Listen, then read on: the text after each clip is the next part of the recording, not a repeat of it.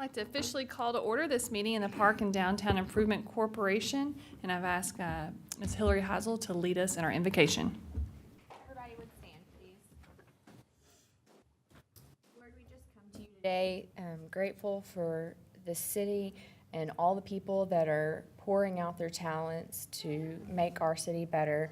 We ask, Lord, for your vision, not ours. We ask that you would lead our decisions and ultimately fulfill your purposes here in our town. We ask that you be with especially our board member, Sarah, as she takes care of her husband. We wish him health and speedy recovery, Lord. And we just ask that you bless this meeting and carry out the rest of us with our days. Amen. Amen. Thank you. This time, if you'll join me in the pledge.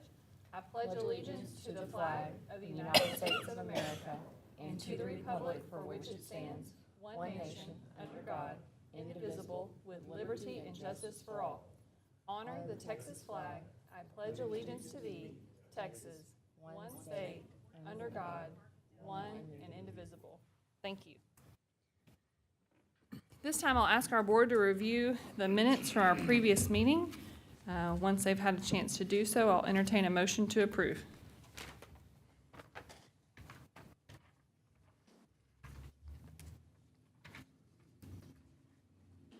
I'll make a motion to approve the minutes from June 14th. Thank you. Is there a second?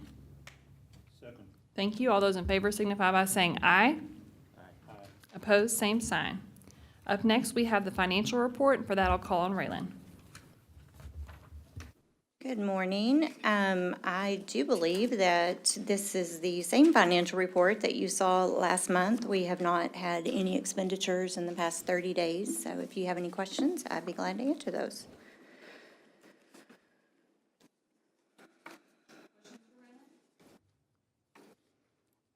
Thank you. Well, the report will stand approved. At this time, we're going to discuss and consider a downtown revitalization matching grant program application for 504 Eastmore, and for that, I'll call on Raylan. So this morning, you do have Taylor Lindsay, and he is coming back to you. He has provided in your packet kind of a published schedule and funding phase for the Southland project. I've included the application, which you have seen before, and some of the documentation from that application. So he has updated his spending, and he is here to talk to you about his project. And then one thing I wanted to let you know is there were additional documents within this exhibit. We do have hard copies of the receipts and items there in my office. I just didn't publish those in the packet. So I'm going to turn it over to the property owner.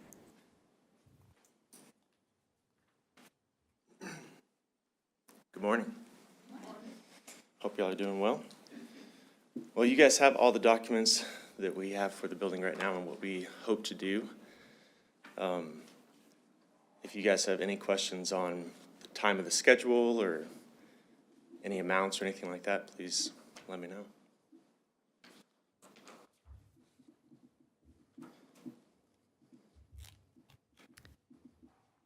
So it shows that you're seeking a loan in the amount of $1,853,741.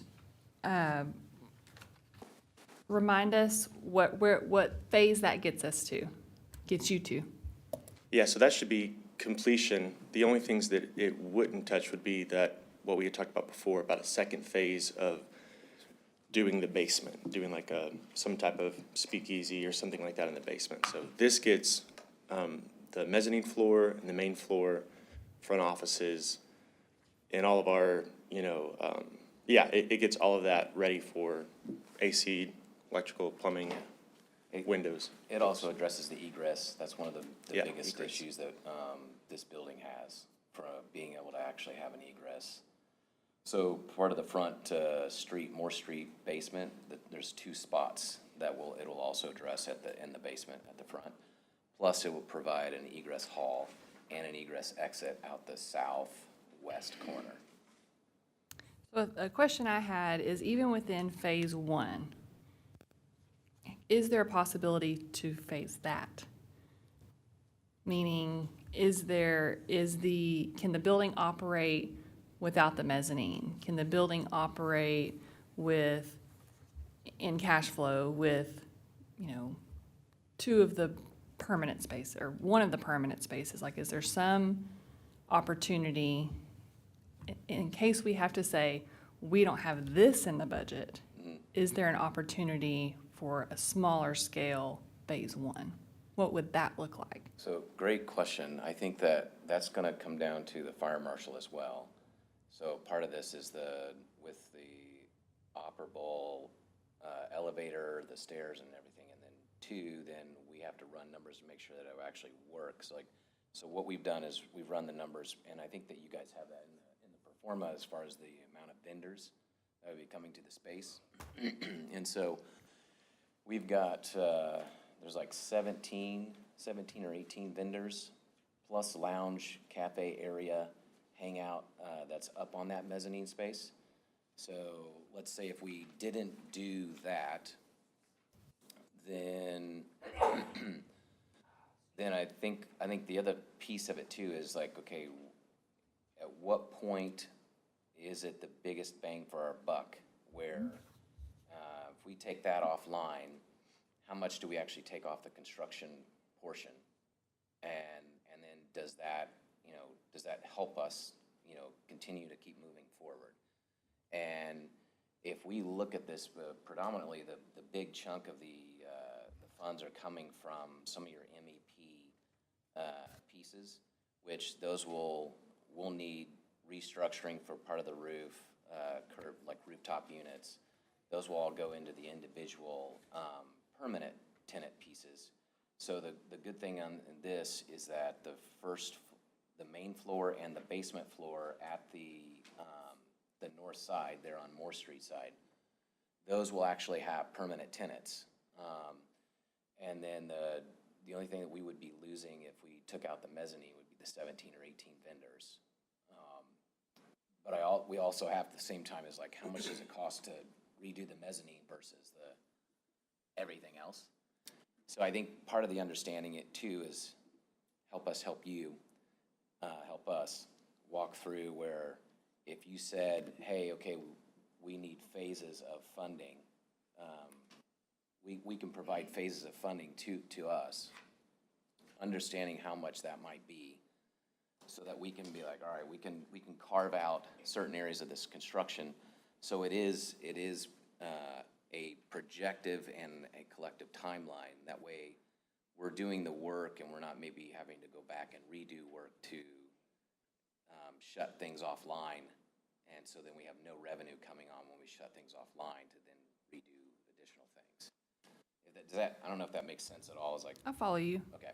I would say too, so since the building, it only has two, three, but it has two offices at the front that are partitioned out. So if you were going to break it down and be like, okay, we'll get one spot ready for a couple of, permanent tenants, those two front areas could be shut off from the rest of it.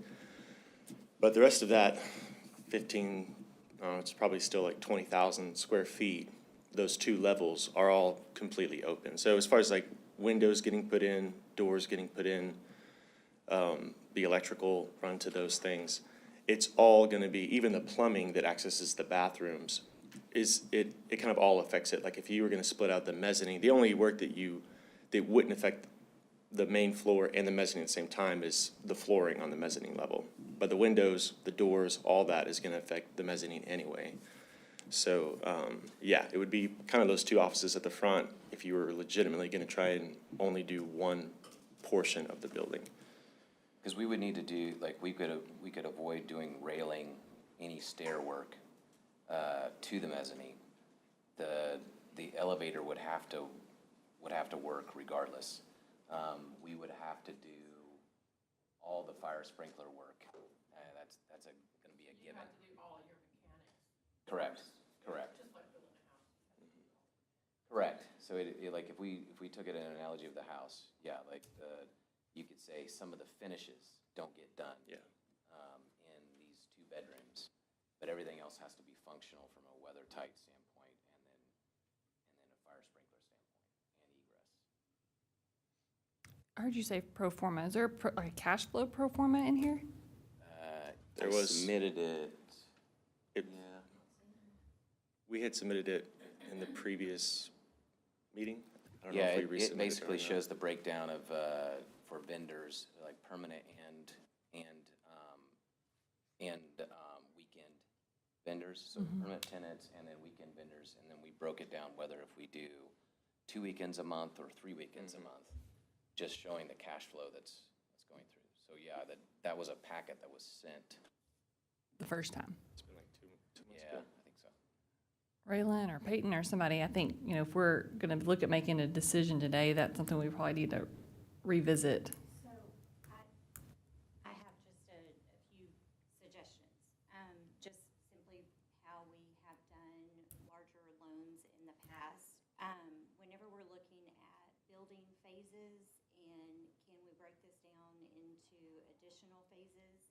My recommendation to the board is if you are going to fund the first portion of this project, which is design, building plans and getting them through the building permit process, then I would say let's only focus on that funding at this point because there may be some things that come out during the building permit application because that's full review from the building official, from city engineer, and from the fire marshal. So what you're looking at right now is kind of an owner's assumption of what needs to be done to the building. The fire marshal has walked the building, but there are no official design plans for the building.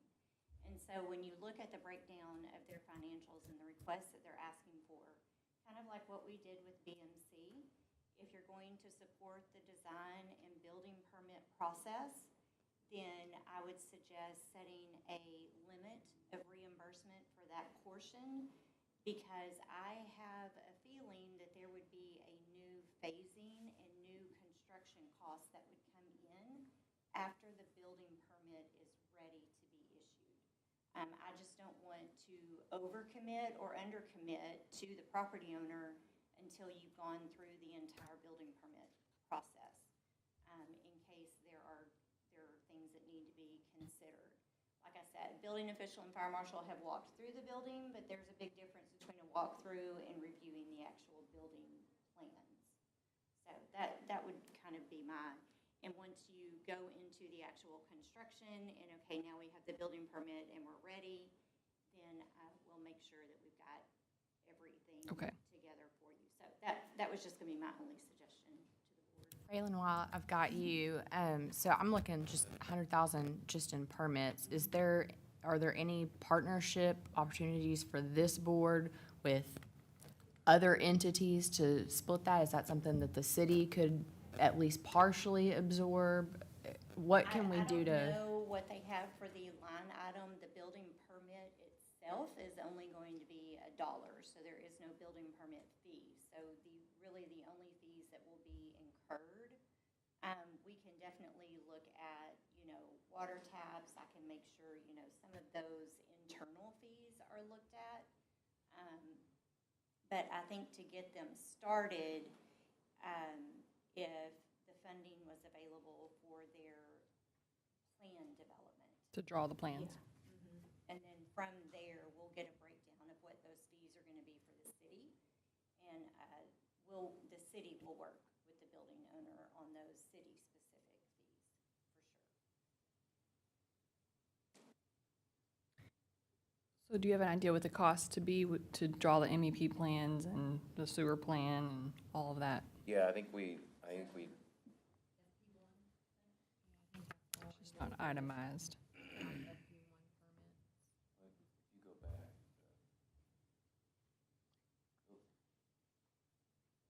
On that breakdown, there's I think it's pages up or down. Right there at the top, you've got 100,000 for permits. So, okay, so that right there that's basically based on the draw. So if you go to. Exhibit A. I think it's up, so there you go, yeah, so go to this next page off of this. One more page. So if you look at, right there, the architectural We're about 37.5. Have you spent that already? Have I what? Have you spent that already? Okay. No. And so that you guys know, so I'm an architect and I also own a construction company. So I'm gonna help facilitate all this, so it makes things a lot more streamlined.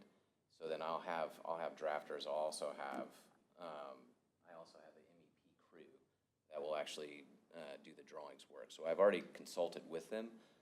Part of the reason why this is a much stronger number, when I say stronger, that's less dollars being spent, is because of part of my involvement, just hustling through this process.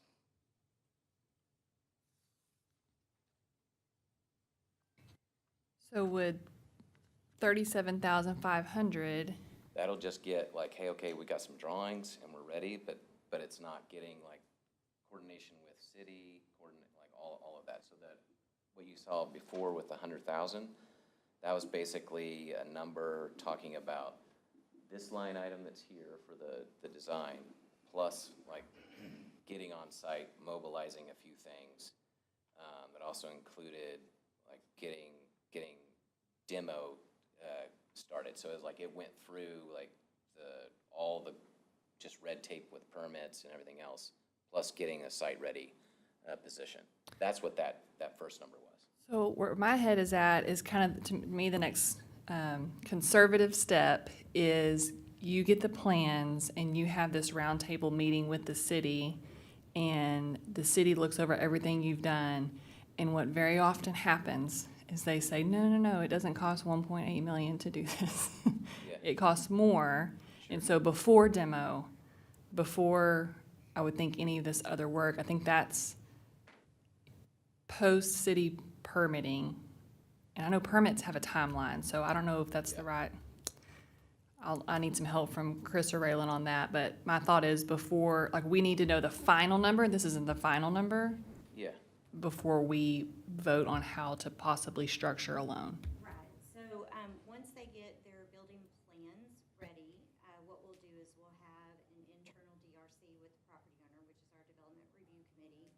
And, when they submit their plans, it generally takes 2 or 3 weeks for everyone to review and all of that. But the DRC makes sure that they have everything that they need to submit the building plans. So, and then, just like with our other developers, I would propose, once the building permit is ready and it's been approved and everyone agrees with the project, then they could come back to Paddock and y'all would have a standing, this is what we can construct based upon the building permit. So you're probably looking at, I don't know how long it would take to get the plans ready, but it'll take us about 30, 45 days to turn it around at City Hall for the permit.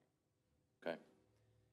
So just to add to it, like, so this, I'm going on record here. This is not a pie in the sky number. Like, so I do these size projects all the time, so I'm not making a number up. And yes, projects, as you guys know, they bounce around and have a lot of fluctuation. I wouldn't say more than 10, at max 20% in fluctuation for the project like this. Obviously, there are some unknowns when we start digging and opening up some closets, is what I call it.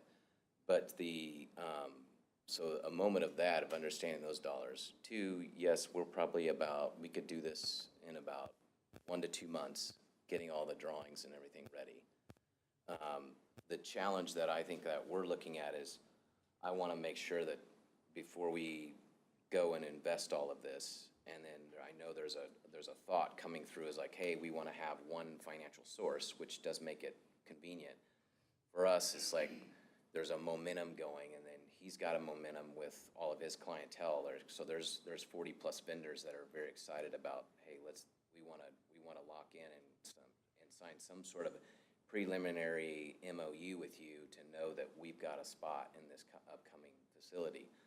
So we want to actually be very, very careful with all the clientele that's potentially going to be his clients, knowing that, hey, we're going to move forward with this and it's happening.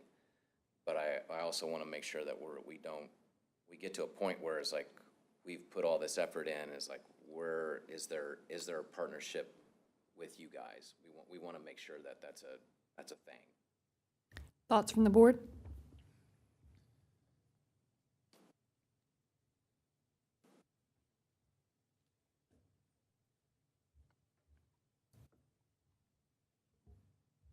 think I'm kind of I think we're not quite ready for this commitment, but I like the fact that we now know we've got about a 2-month time frame for getting plans together, and then an additional 30 to 45 days. Was that correct, for it to be reviewed by the city of Terrell? Yeah, about a month.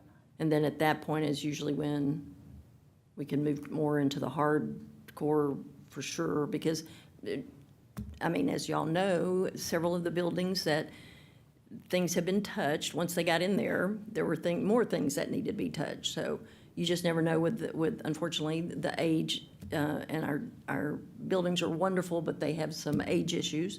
So I'm kind of, let's see what we've got. Do I hear you say you want to take the next step? Let's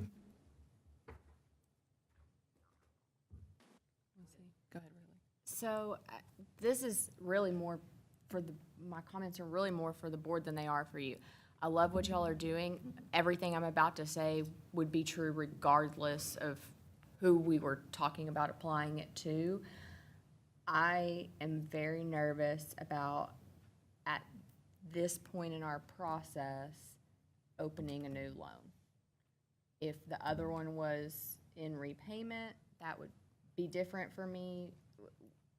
We haven't even really truly started that project, so it makes me very, very nervous to even consider a second loan at this level of amount in general, number one. Number two, I know we have, again, we have done it before, but I think in general, I would like our board to invest in tangible things versus exploratory things. And so, me personally, I would be much more comfortable considering a reimbursement on the things they've already done to the building, the things that are already complete, than exploratory things. And then maybe that opens, we're paying for this, and you play the shell game with the money, but, they've already got over $300,000 that they've already put into the building. I'd be more comfortable with looking at a reimbursement of something that's complete than an exploratory thing. Could I add a comment really quick? So within that $300,000 that we've already spent, and this is, I know that, when we walked through with the fire marshal and the building inspector, our general plan for the building is really very minimalistic. The building is what it is. We're not adding really anything to it. The only thing that would change, according to once we have finalized plans, is the fire sprinkler system. And right now, we've had that reviewed. We've had the roofing, reviewed. We've had Mark Thacker come through. He's advised us on every stage of the process as well, along with, I'm trying to remember his name, but the historical structural engineer that works with Mark Thacker, he came through and advised us on all of that. So I think that the only thing like that 10% or whatever that could fluctuate is if the fire marshal says, hey, if you guys are gonna add a wall, which right now we don't even have any partition walls that are currently planned to be added, floor to ceiling, that's the only thing that would cause a change in the number currently. Like everything else is, is really accounted for just because we've already ripped away in the abatement process. There's nothing hidden, I guess is what I'm saying, currently at the building. There's no rotten floors, there's no rotting behind walls. It's bare, exposed, everything's seen. So not that this affects currently what you guys are talking about. This is stepping back before you had made that comment, just saying that it really is, from a structural standpoint and a construction standpoint, very minimalistic of what variation there would be in the cost of the project right now, unless the fire marshal says, if you guys add a door over here, you're gonna have to add some piping in this one area. Everything else is covered with the current fire sprinkler system. So that's really To add to where the that, money would change. But most of the, like your comment about finding things, so most of the uglies of the historic building have been addressed in that number. Like where you're going for is things that have been done. Because y'all have already done the masonry Yes. work, right? Because that seems to be the biggest problem. Yes. yeah, And that was a big tuck pointing piece. yeah. The masonry is completed except for there's an additional stairs, which we've accounted for too, to come out underneath the bridge. So that hasn't been completed yet because we didn't have permission from TxDOT originally. We actually already dug the, to pour the concrete, but then we were like, couldn't get a meeting with them. And so we stopped construction there just because we didn't want to build brick into something that we didn't truly have permission to use in the future.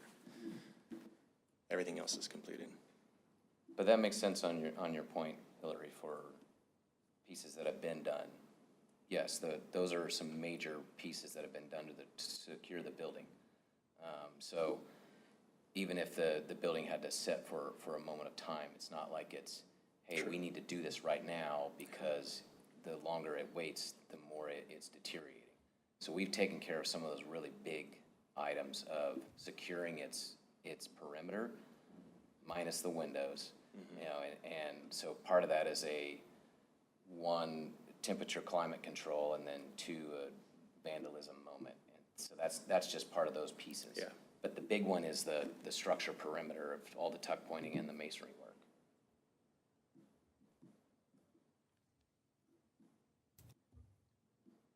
I feel like something of this scale, Turn my phone on. a project of this scale, is this something that we could have an executive discussion on?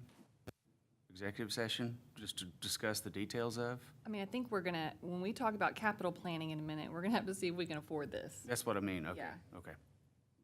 I don't know that that's executive discussion, but we'll have to look at our cash flow. That's why I was hoping to have your cash flow as well, so that we can understand, is there in 5 years, how much of this could they have paid back?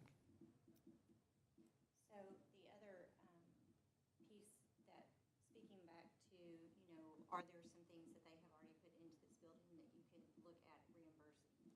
If you wanted to go down that trail and get it to where they do have some cash flow to continue with the building, if there were a list of items such as the masonry, when you look at the building build out rather than being a loan, maybe there are certain things that you would outright pay for, which historically we have said items that stay with the building. If the tenant moves, then at least you know that you put money into the building. That would be things like fire sprinklers and elevators. And so I think that instead of looking, there are definitely particular pieces that you could look at funding, and then also some reimbursements, especially if you wanted to get them to the building permit portion, and then look at some reimbursables for previous work that's been done to the building. I think once we came back, then y'all would have kind of a better idea of what that layout would be. Tori, are you kind of looking at maybe 3 phases? This is kind of what I'm thinking. First phase is the building permits, all that kind of stuff, ready for you to go. That would be first phase. That would give you the green light. Second phase would be mechanics with the whole building, because you got to have that before you can do anything else. Windows, I think, would be second phase. Yeah, well, mechanics, windows, yeah, all that you'd have to have. And then the third phase would be all the pretty stuff, the finishings. So, I don't know, that's kind of the way I was looking at it. And then do a reimbursement or do a whatever with each phase. So my thought was, if we look at our budget in a minute, instead of saying, nope, we don't have $1.8 million, we might, say, we don't have that, but we can do 500,000 that includes windows. We gotta shore up, I'm glad your floors are structurally sound, but who knows for how much longer. Windows would, I think, seal the building. You've already replaced the roof, correct? So phase 1 may be windows. That doesn't get you a CO, but it preserves the integrity of the building until we can move to that next phase. That might also include, at the same time, your planning process. Windows, we can see. Windows preserve that building so that if something, God bless, happens to the two of you, the next guy or girl can continue this project. That's kind of what I was thinking about phase 1, phase 2, phase 3. If not, you paint a very vivid picture of Doesn't really work to do in phasing. You can't do phase one and open. Sure. So maybe phase one is windows and plans. I feel a lot better after the city has blessed the plans and you're showing us a pretty permit to keep going. But I understand too, like, that's a large investment for y'all just to come back to us to hear no. Correct, as well as then we can't put people in there to get revenue, so we can keep going, and we're stuck, now we owe money, and we're like, what do we do? So, Are y'all worried about getting phase one completed and then waiting on the city for phase two and then? well, that's a concern, because Yeah. it's like part of that is that I know the previous conversations was like, yes, this makes sense to have one financier, and then it's, if you had two, then it's like, okay, who gets the Lean. the lien, so it's like, in that case, it's like, all right, well, we personally were like, okay, we want to make sure that this thing gets to completion, so that way we can get clients in there, that then we'll start the revenue going. But if we just do a portion, and then we're like, hey, is this gonna happen? Then we're setting on a good chunk of money that we owe, and a building that isn't ready for anybody to safely come in and be able to actually pay money to make it work. So yes, I think this all makes sense for everybody. I think part of this is that, I mean, almost like the way that Hillary is communicating, that part of it is like what's seen. So yes, what's seen here, what's seen would be also windows. I mean, if there's a piece where there's revenue, when I say reimbursement, it's already been done.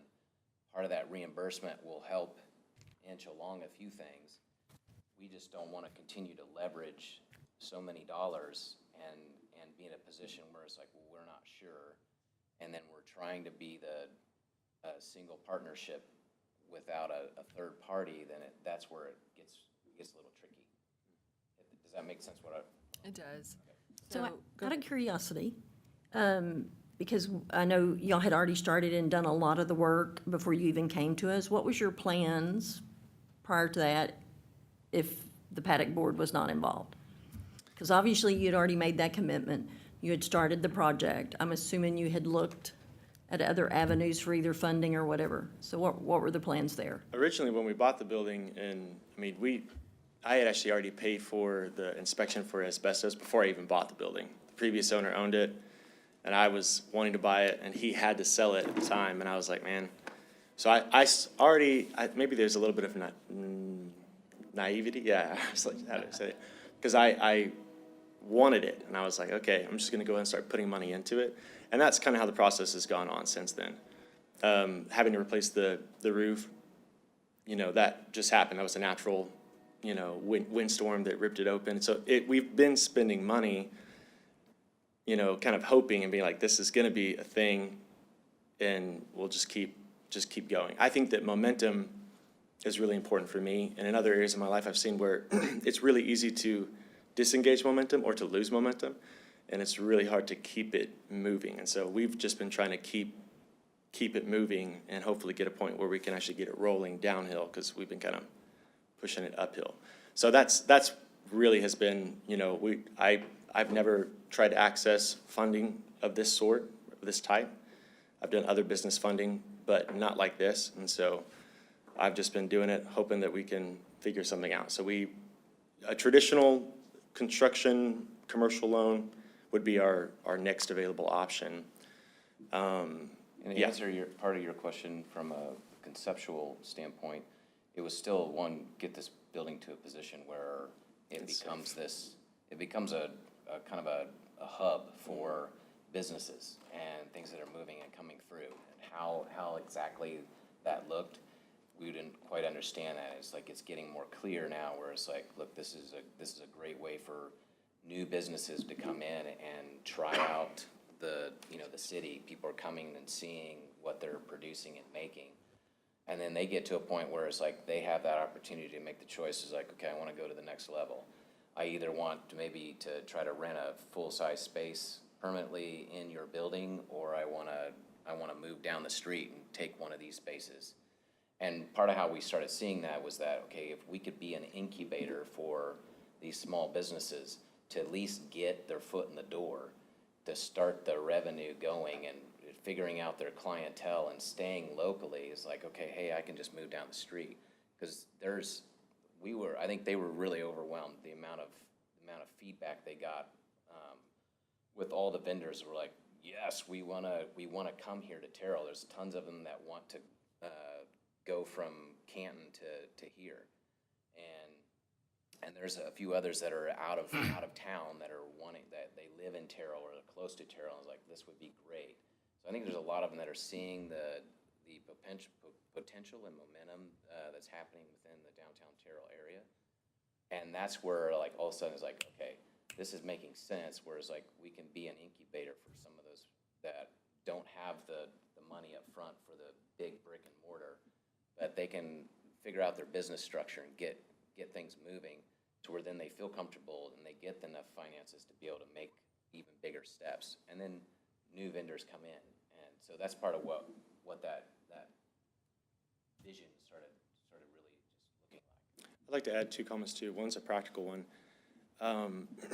Firstly, with the windows, currently right now, the building is probably the most well-ventilated building in town. It has an extreme amount of, penetrations in it. And so if there is, because historically we had one of the fire sprinkler parts busted during one of the freezes. Now, it's not a heated building, so in the wintertime, it gets cold inside currently. And this is when it did have windows. It froze, the first freak storm several years ago, and one of the pipes busted. Wasn't because it was an old pipe, it was just because it froze.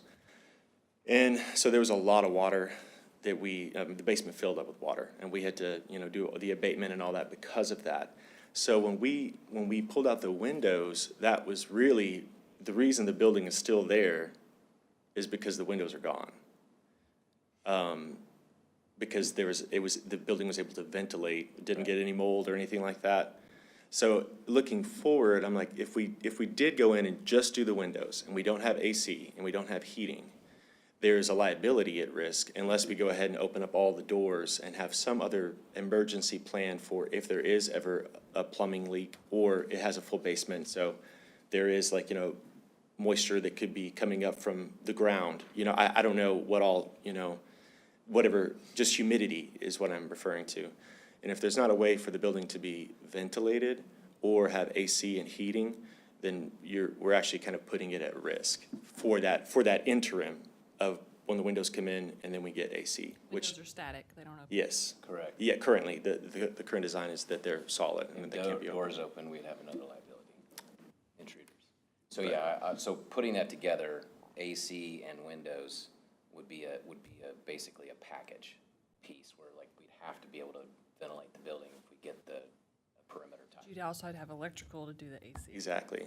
Need electrical to do the AC. Plumbing, It- right? Well, the plumbing could wait, but. Yeah, well, there might be a small amount. Majority of the plumbing is gonna be the bathrooms, and then, getting some of the major work go to tap to the main line. Yeah. I think we're getting warmer. This is the staging that I'm envisioning. I don't think we have as much money as you think we do. Yeah. So how can we maybe make this work? We'll take some strategy. We'll take another moment for questions for them, but I really think we're gonna have to move into our capital planning, because none of us have put pencil to paper on this yet. Yeah. Sure. Sounds like we're willing to explore it, keep building momentum. But are there other questions at this point that you all would like to ask these gentlemen? JC? Well, it's not so much of a question, I agree I think we need to go into executive sections and discuss this among ourselves. I think it's some question that the board need to ask among ourselves pertaining to this. 1.8 million is kind of a lot of money, so to see exactly what this board can do with 1.8 million. So I think some question that we need to ask ourselves. I think your plan is good and you're moving forward, but I think we just need to know what we can do. Okay. I'm the same. I think we'll feel once we go through talk money and our budget for the upcoming year, I would also like to see an executive session, because I'd like to, I apologize, I realize y'all had done the pro forma before, and I don't have it handy, so I would really like to have that with numbers to kind of look at it together, to see the projections and everything. And also with the fact that you mentioning the HVAC and you know, because I'm sitting there going, well, you need windows, but now hearing your discussion on, so the phasing, again, I think is very important, because we're not builders, we don't do that, and to know what is critical as opposed to here's everything we need, I think would help us pinpoint where we possibly could help. And we'd be happy to have, even if it's like a back and forth breakdown, to just be able to answer some I of was the gonna say, I mean, who would be responsible for coming, I don't know, would these gentlemen be the ones that would come up to give us a list of what in each phase they would be comfortable with? Or would, you know, continue your momentum? Like, what would you see in phase one? What would you see in phase two? What would you see in phase three? So that we can look and keep your momentum going, but at the same time, do the mechanics at the same time that need to be done in order for you to move forward. Is that possible? Yeah, so like, for example, like with your question or your statement saying, hey, I'd be willing to reimburse what's been done and play shell game with money. So like, if we got a reimbursement of that, then it's like, okay, we're not having to figure out additional loans outside of you guys yet, or at all. Because then we're like, some of that reimbursement, we can then utilize as capital to start more of that process. So if we're able to do something like that, that actually helps part of the momentum.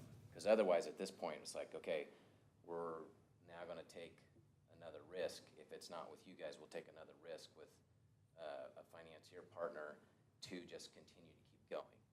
And so, yes, if that's something that works, that we can start part of that process of reimbursement of what's done.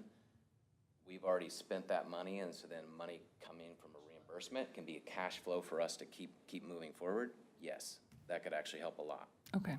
And you said you had copies of receipts? I've got the receipts. Okay, so that'd be something we could review in executive session. I'll add in one quick comment really quick. So on the pro forma, it's a very conservative pro forma. Yeah, I was gonna. It's the most minimalistic, like, you know, we did 2 weekends rather than 1 week in a month. But still, the potential, like the money that's listed there is, if we were functioning at the least capacity, what would we make? And would we be able to pay back like a loan from a traditional lender with the income flow?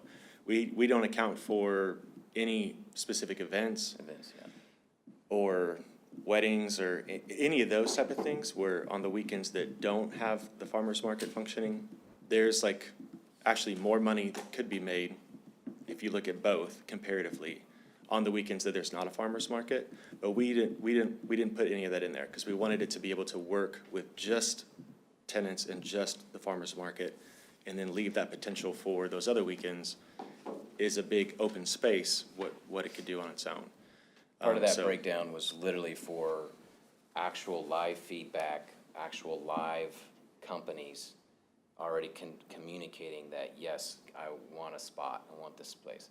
So we put nothing in there of like, hey, we could have these Conjecture, things. yeah. Like there's no at least vision thought to the projection of dollars. This is a real projection of money that has already been agreed to, already been communicated to, of like, hey, we want a position here in your space. Remind us what type of business the permanent tenants would be? Yeah, we had a coffee shop who was interested. We have, it's like a boutique, Clothing or? Clothing. yeah, clothing, and they actually just sold they had multiple buildings in Broken Bow, and they moved down here, and so they want multiple places within the building. There's a bubble tea. There's a bubble tea place, and I can't remember what the other one. Is there food? I don't think there's Barbecue? No. food. We've thought about like food being the anchor tenant, like a cafe food anchor tenant, which is actually that side building. And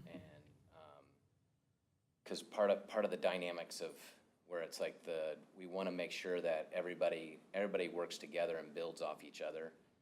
And so But I mean, we're, at this point, it's like we've got all the permanent spots that are filled. We haven't signed an official LOI because we don't want to put ourselves on the line for like, hey, we don't know. Good when this idea. is coming. So, Sorry to cut you off. but no, it's fine. Can you rattle off 5 or 10 of the booth tenants that you've been talking to? What type of businesses? We actually can send y'all a whole list of Yeah. the ones we have it all documented with whatever that program was that they submitted. Yeah. So if that would be easier, I'll tell you what we submit, or what we like communicated with them is that it was something that either had to be produced, it can't be bought and sold. Okay. So no antiques, no printed shirts or printed hats or anything like that. It's gotta be something that they either make, craft, grow, that type of thing. So all of those tenants currently are, and there's quite a few that are out at Canton Trade Days, but all of the ones that we got from Canton Trade Days who want to either open up a secondary or move here are ones who fit within those parameters, something that they make themselves or something that they produce themselves. We can send that list to Raylan. We could send it today, yeah. So is the thought that y'all would not operate the first Monday of the month? Yes. You could do both. Yeah, so we were thinking of opening 3 weekends a month and just skipping that first Monday and then having that as potential events. But once we were looking at the performer, we were like, we really could function at 2 weekends a month and then have those 2 weekends that could be, quite a bit more money-making than just the farmer's market. So, How many floor tenants outside of the permanent? Like, how many tenants are you in a stressed situation? You said conservative, I'm gonna say stressed. How many was that? Permanent Not permanent, vendors. vendors. So we've got 20 on the first floor, and then we got 17, so we're at 37. I think we have 40 applications. we have or over more. 40 Yeah, applicants. over 40. We have too many applications that we can't fit everybody that's applied so far. But unless we open up that secondary building. Right. And actually, we have multiple vendors who have, because the timeline, since it's extending, some of them have said, hey, is there any possibility of renting out that other smaller building? And so we're kind of toying around with that too, as far as getting some of the vendors who will be in the big building, going ahead and opening up that smaller building next door to be a little vendor spot in the interim, so that we're actually giving those tenants, the kind of more prominent tenants, at least a place to land for right now. Any other questions? All right, stay tuned. We're gonna pause for now. Thank you. Thank you, appreciate it. Next on the agenda, we are to discuss and consider the fiscal year 2025 capital work plan update, and for that, I'll call on Raylan. I'm going to let Carnell and Demeter bring you an update on your park projects first, and then we'll go into budget and capital work plan. Perfect. Carnell?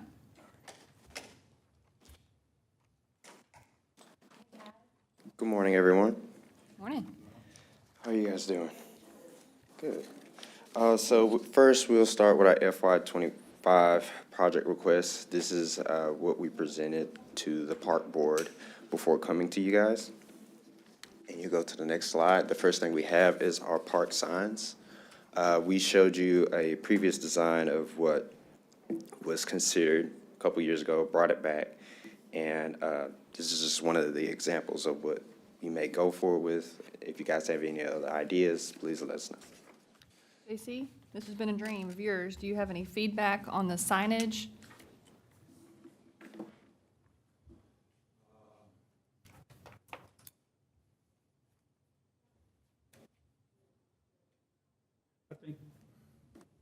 I think they all look pretty good. And then basically, that's what they was asking for, the Breezy Hills Association, just the identification of the parks when they come in. I don't know if you wouldn't want to put some kind of history on it when it was established or something like that, but I think they was basically asking me for to see if we can get some kind of identification as they come into the park. Okay, one of the things we talked about in the park board, if you'll look at the cost of these, they're huge, it's ridiculous. I'm sorry, Darnell. But it's a little high. And I had offered them a suggestion to make them more out of wood, coming from the Garland Parks.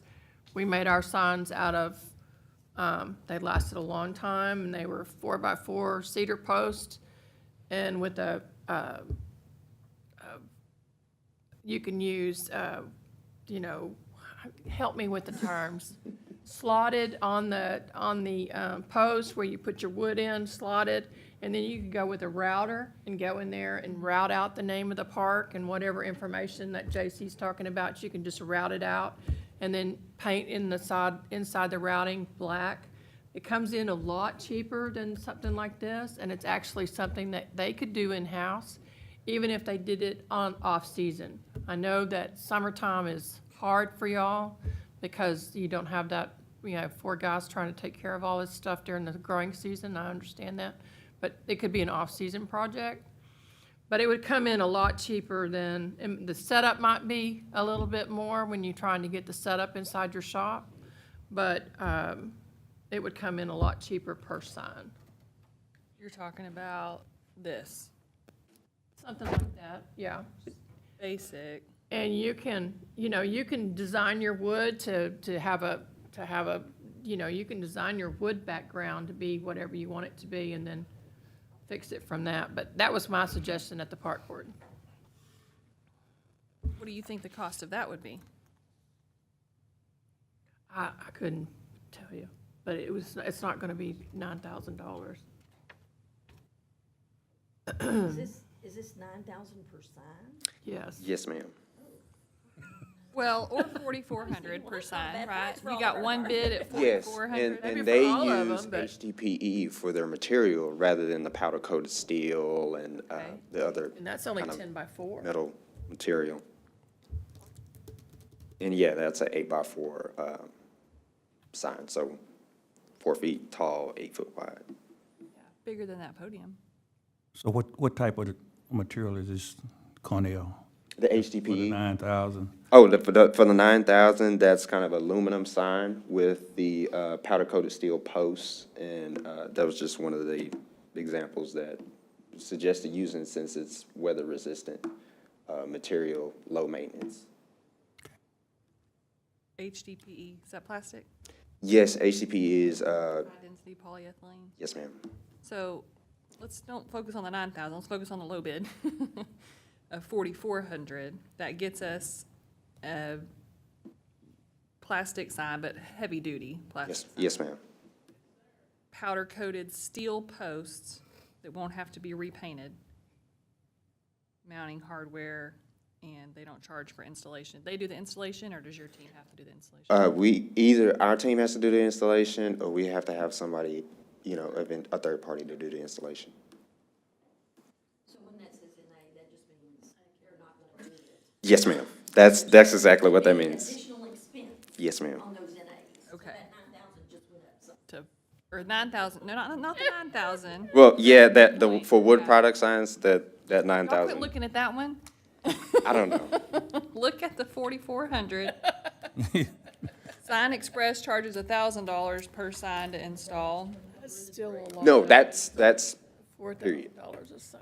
that $1,000 is not even per sign. It's just Oh, $1,000. to do them all. Yes, Okay. So probably that's what someone else would charge to install, right. possibly. Give or take. To drill 2 holes and throw a couple of bags of concrete in there is $1,000? For a For 5 signs. Yeah, that's a lot of, That's per sign. no. No, He said that's total. that's total. I just confirmed with the vendor, is it Wednesday? Just to make sure. I was like, is this per sign? He said, no, that's just our install. So honestly, we can't, I don't know if we can focus on the installation cost, because that's not apples to apples on here. No, yeah, that's And we'll right. have to get, Yeah. whoever it is, the cost to install that sign, regardless of what type of sign, is gonna be the same. I mean, it What are your thoughts? I'm betting the city can figure out how they cover it. Oh, my gosh, yes. Okay, so Heavens, yes. Y'all remind, If you'll Right. Remind us how many of these, so we're not doing one for Bengal because it already has the main entrance, right? Yes, but there's also one on the south entrance that's kind of old and falling apart. Okay, so you were, so. So I was remind me how counting many being, it's total five, signs. five total. Signs, okay.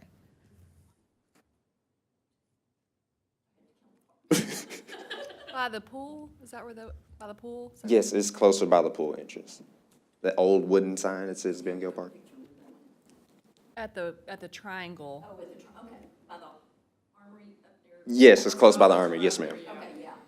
So tell me what the life cycle is on this, with, especially with the plastic, when we're talking, and even though the designs are, the designs are all great, but I'm just looking at that black and that red, like, realistically fading, what's the replacement timeline on that versus a wood sign that's gonna be there for 40 years?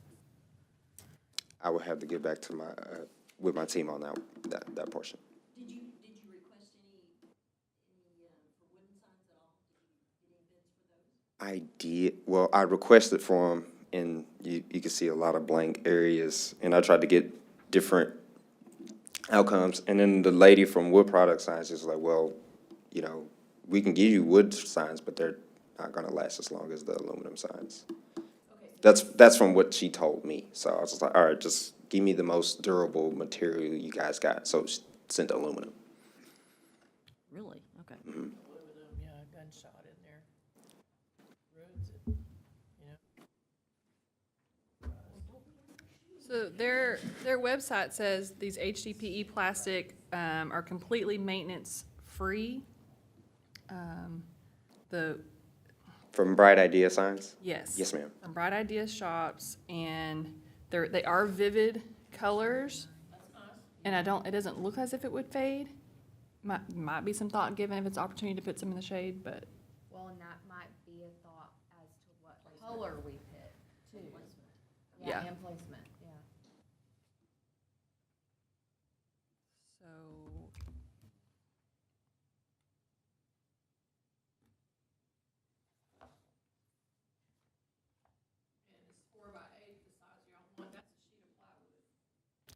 I'm looking at this podium. It's not quite 4 foot tall, and it's probably, I mean, that's gonna be a big sign. The 4x8 About would 5 be foot tall. 4 foot high and. It's longer than my arm 8 feet wingspan. wide. Are you 6 foot? That's what I had in my mind.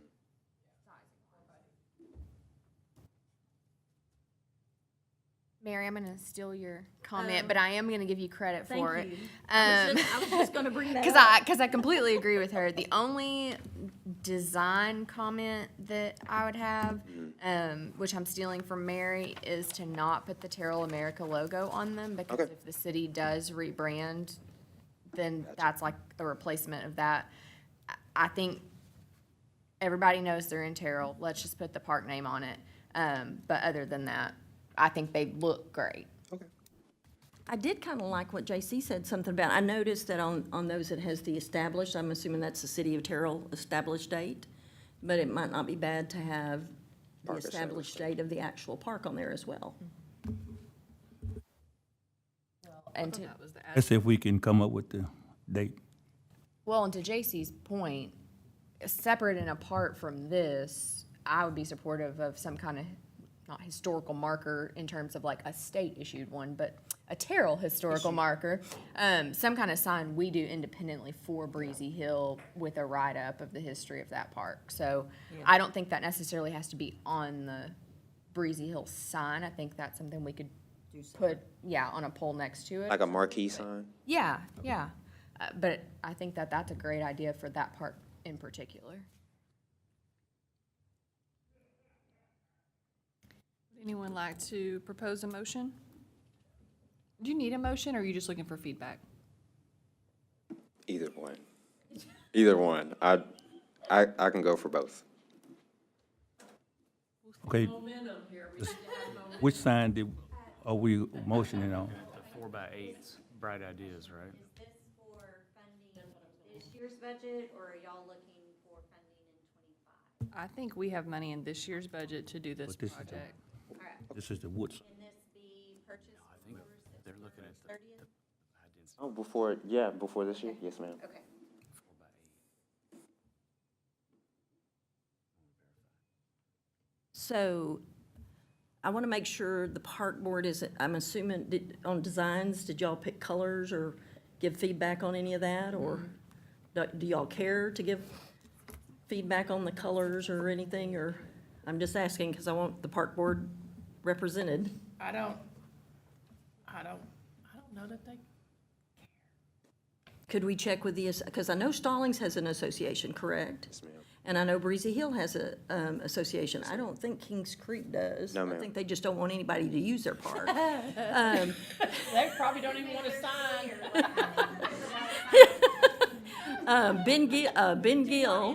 Ben Gill, it would just have to or somewhat, whatever we have out there, because I think we have a mixture.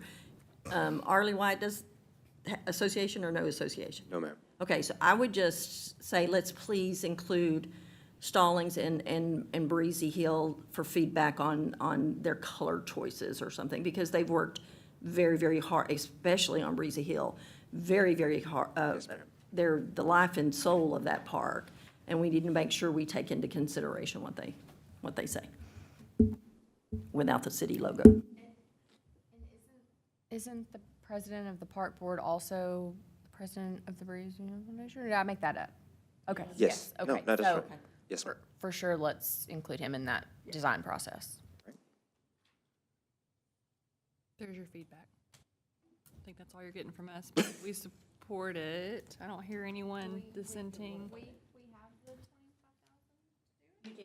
Yeah. We haven't spent any at the park capital funds, yeah. Thank you, Carnell. All right, our next item is disc golf, which we got numbers on those from the purchase of the material, concrete pads, and labor also included in that. So you have one estimate for 27,000, the other one for 17,000. Didn't realize that disc golf would take that much, but it's still a reasonable price for 17,000 to get the material and concrete work and make sure that they're installed. And then we had no response from the third bidder. Where in Ben Gill Park would this be located? So it would be located all over the park. If you look at the next slide, you can see all the locations from 1 through 9, and it would be kind of like basically the whole park would be a course. Cool. And this was designed by a young man who plays disc golf. He's an engineer as well, so he went out there and marked the locations that would be best to play at. And just to make sure, in those, I'm sure you've done this, but I need to do my due diligence in my head. Y'all have made sure where these are being slotted, that there are not potentially any future plans for something around that area? Yes, ma'am. Okay. Does this include signage to explain we have disc golf and, No, ma'am, it does not include signage. okay. I've never played disc golf, but I would think, signage. Yeah, So there's they know where to supposed to be go. like the distance and, Goal number one, you need to have this map on the sign, so that they know where the holes are, and then they go from there, or available on the website or something, so that they can look it up and have a map to the next hole, otherwise they're not gonna know. We can get with the team and get something together for that. We need to vet this out, because the course is going over a road. I just noticed that there are at least 2 places where you're throwing over a road. I would think that would not be safe. you can angle it. You're close to fixing that issue. Because if I'm driving through and somebody hits me with a It's still something that the board supports, so Yes, ma'am. please keep going Yes, ma'am. with signage and design, but Okay. great work so far. All right. Next is our long-range planning, things that we're considering for the future. Arlie White Park for FY '26, FY '27, resurface of the basketball court with fencing. Ben Gill, replace the sewer line at the soccer complex, irrigation soccer field and softball fields. Breezy Hill, we have the closure of Polk Street, which is the bollards. Extension of the walking trail, land acquisition, and parking spaces of existing land. Hey, Cornell, that's 25, 26, right?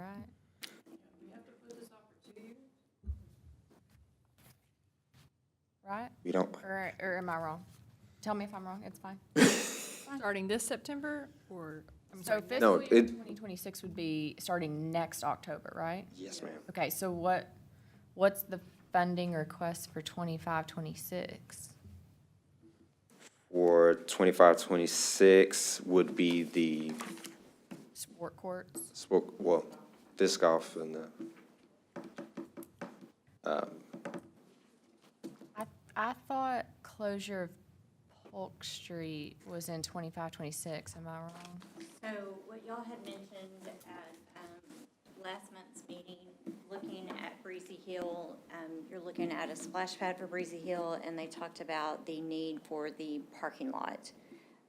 Whenever we get into full-blown fiscal year 2025, putting your numbers together, depending on how much we can get completed, and I know we still need to talk about the basketball courts after this, I'm just keeping a running tally of funds that wouldn't need to be requested for fiscal year '25. I think it's realistic. Polk Street, we already have it surveyed, like we're ready to do the closure. I think your opinion on bollards and closing streets, that's something the city can take care of. We can put bollards in, we can do all of that. So perhaps to break up some of the Breezy Hill expenses, if we focus in on engineering and construction of a parking lot this year. We're gonna need to do some design work for Polk, just looking at simply where the water lines are and making sure that we've got good drainage and we can pick up that system. Whenever I talked to Sims about that, he's thinking maybe the splash pad location might be good where we are abandoning Polk Street, because we could work on some drainage in that area. So it's gonna pose kind of a bigger issue than just going in there and putting in sprinklers. But if we can get Polk Street closed to city standards, then I think that's a great planning location for the splash pad. And we can get the parking lots done this year, which would be kind of the goal. So, you know, looking at walking trails, we know that you're not interested in land acquisition. It would definitely go on your capital work plan, but not necessarily something that you would look at financing for fiscal year '25. thank you. but irrigation for soccer and softball fields, I've thought that to be a '25 project. Thoughts from the board? I know we discussed it, but I thought we pushed it out a little further because we're also gonna have to look at water line. Like, I think when we got into it, it was gonna be a bigger project than we thought. Snap said the water line was sufficient. We did have that conversation. We did have that but he conversation, but they assured said us the it water line was sufficient. 12-inch line. Okay. Yeah. Because my memory was we had kind of talked about that, and then we kind of shifted the conversation over to shade structures instead, but. I kind of gave up on shade structures because irrigation is such a need for Okay. safety in that, I mean, there's so many families that use that facility. It is our community park. I still prioritize it over our neighborhood parks. So I'm proposing that we look at spending in '25. And I see Demeter taking notes. Thank you.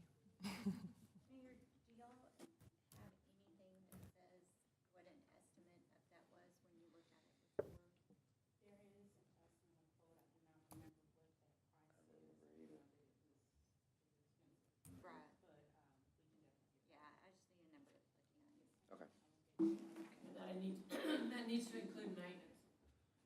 You have to have a maintenance figure to put in. Yeah.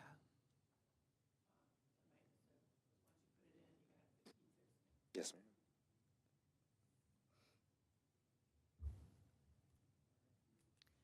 that's something that's very high on the Excel list. They run that program, that's ISD. There probably needs to be a memorandum of understanding between the two. I do think they're willing. They have some staff available. I know there's like, you need to be certified to do some irrigation work, but not necessarily to replace a head. So I encourage y'all to have conversations with them and get some buy-in from them on that piece as well. I think they're waiting on us. Okay, that's fair.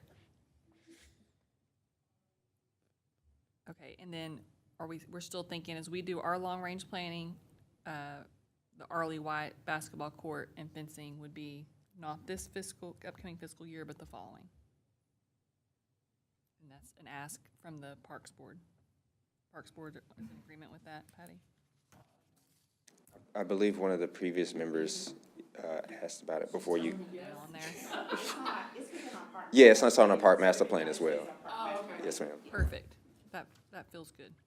What is your opinion on paddock and sewer lines? If we could just get kind of a policy decision on that, that would be good.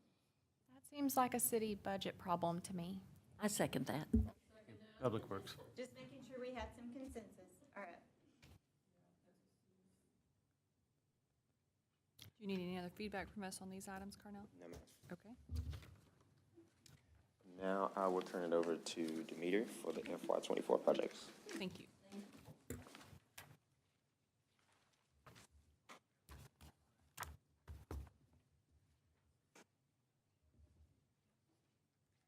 Good morning, Paddock. Good morning. So I stand before you to just kind of give you an update, not really so much an update, but maybe some new information since the last time that we came before you to discuss the courts. And today, we're hoping that we get information and feedback from you guys to give us direction on what you would like to do. So I don't think this slide is really necessary to focus on because y'all have seen this over and over. So we'll go ahead and move to the next slide. And we went and we searched as requested for additional vendors who provide the same product or something that's very close. And we reached out to the buy board to get information about other companies that do it. And we got recommendations, Snap Sports and VersaCourt. VersaCourt, as you see, they did not respond. And I remember working all weekend over the Memorial Holiday weekend trying to get a response from them, but they did not respond. They still have not responded as of today. The prices that you see here are listed, or the quotes, they're listed. I believe Raylan sent out one as well. I don't know who all they sent to, but I do know I did see the one from Next Court on the worksheets that she sent out for them to fill out, and the prices were still the same. And as you see, you have Snap Sports, but we do have a concern, I will say that, with Snap Sports, because we asked them to come out and meet us on site so they can actually see what our courts look like. Well, Snap Sports said, well, we only really come out if we have a contract, so we just go by measurements and dimensions, and you can just kind of tell us what your, the foundation, the condition of the foundation. So we're a little not sure. We're just going to say those prices are our estimate, just a ballpark. Were you able to send pictures to them? Yes, we did send pictures. Carnell sent pictures to them so they could see it, but we still would have liked for them to come out and put their eyes on it, just as the others did. So here are the prices. I won't spend a lot of time talking. We're hoping that today that you will, again, give us feedback, tell us which direction you want us to go. The next slide, you all asked to see, what the warranty is, along with some other information. So we do have the key benefits. As you see, the warranty, we tried to match them. You want to kind of see apples to apples. Next Court is a 15-year limited warranty, and Snap Courts is 16. Whether if they're on a buy board or a co-op, Next Court is, Snap Court is not. The court foundation repair, yes, they both do the repairing of the foundation of the court prior to applying the tile. Remove and replace existing hoops, Next Court, yes. Snap Sports says we only put in new ones, so we would have to remove them, which that's not a problem for our guys to have to remove them, and then they just install the new. When it comes to fencing, Next Court is kind of a turnkey. They do it all. They work with other vendors. Then you have Snap Sports. They do not, so we would have to reach out to a local vendor to have them to do the fencing. So on the pricing on the fencing on the previous one, the Snap Court would be 45,000 more, and they don't do fencing? They do not. This is an outside, so we just plugged in so you can see that what the fencing would cost. So this quote actually come from PDQ Fencing, which is a local, and that is what they quoted us to do the fencing for all three of those courts. Did they do the fencing for Breezy Hill too? Next court did the fencing for Breezy Hill when they did the towel court at Breezy. They did all of it. Okay, next slide. Just want to give you a little reminder. On the left is what our current courts look like. On the right is what they could look like. Okay? And that's very close to the layout that we have presented to you in the past. All right, we'll go ahead and go to the next slide. It's our modular that's our basketball court at Bengill Park. That's what it currently looks like. On the right is what it could look like. I see what you're doing to me. Okay? All right. It does make us feel better about investing that much money. Yes, just want to remind you. All right, next slide. You can stay right there. Don't go any further. All right, so now this is the acrylic resurfacing, and these are the prices. We did get 3 vendors to actually come out, take their measurements. They looked at the condition of our courts, and these are the prices that they submitted to us. Along with, we also have the warranty across the top, and you'll see it again on the next page, I believe, as well. Next court said, we don't offer any warranty because we had no dealings in building your foundation. You get a 1-year limited with Lone Star, same with Sports King. They'll come back out, they'll try to fill the cracks because it's gonna reopen. They'll do that like, I think, once, and then after that, that's your limited warranty, is what they tell us. You see the prices here, same thing with the fencing. You have Lone Star and Sports King that do not do fencing. So again, we would have to go out to we'll have to outsource that to someone. All right, we'll go to the key benefits for acrylic. Again, you see the warranties, whether if they're part of a co-op. Next Court and Sports King is part of a co-op. Lone Star is not. The Patch Repair Foundation, they all said, yes, we'll do some, but again, it's limited. Remove and replace existing fence, no for Lone Star and Sports King, yes for Next Court. The customized logo that we have discussed in the past, whether that's something you all would like to do. I know we talked about the rebranding. May not be something that we choose, but if we do choose a logo or some type, then yes, they all can do that. No, right? No, Sorry, no, on the acrylic they don't. thank you, not on acrylic. Thank you. Not on acrylic, because we do know that even if we put acrylic down now, the previous is going to bleed through it. So you have about a year before you probably start seeing some of that return to the surface. So it's something we would have to maintain annually when we put down acrylic at the cost that you see on the previous page. All right, next slide. All right, again, this is what we have on the left. If we went with acrylic, this is what we could have on your right In year 1. in year 1. Yeah. Mhm. No, that day. She did say that day. I mean, that day. I was already personally leaning more towards the tile. Yes. After looking at the warranties on this, Yeah. I mean, 200,000 a year versus 550 for 16-year. That's a limited warranty. I understand that, but that just seems so gross. I know it's double the money, but for the life cycle, that seems like an easy decision for me. When was the last time we resurfaced the Terrell courts? Oh, it's probably were you in high school? I know I've been here 24 years in October, and I have not seen it. So, even though the warranty is only a year, we keep our tennis courts a lot longer than that. This sports court is beautiful. The plastic material, it's not plastic, whatever type of plastic is, will hold up longer.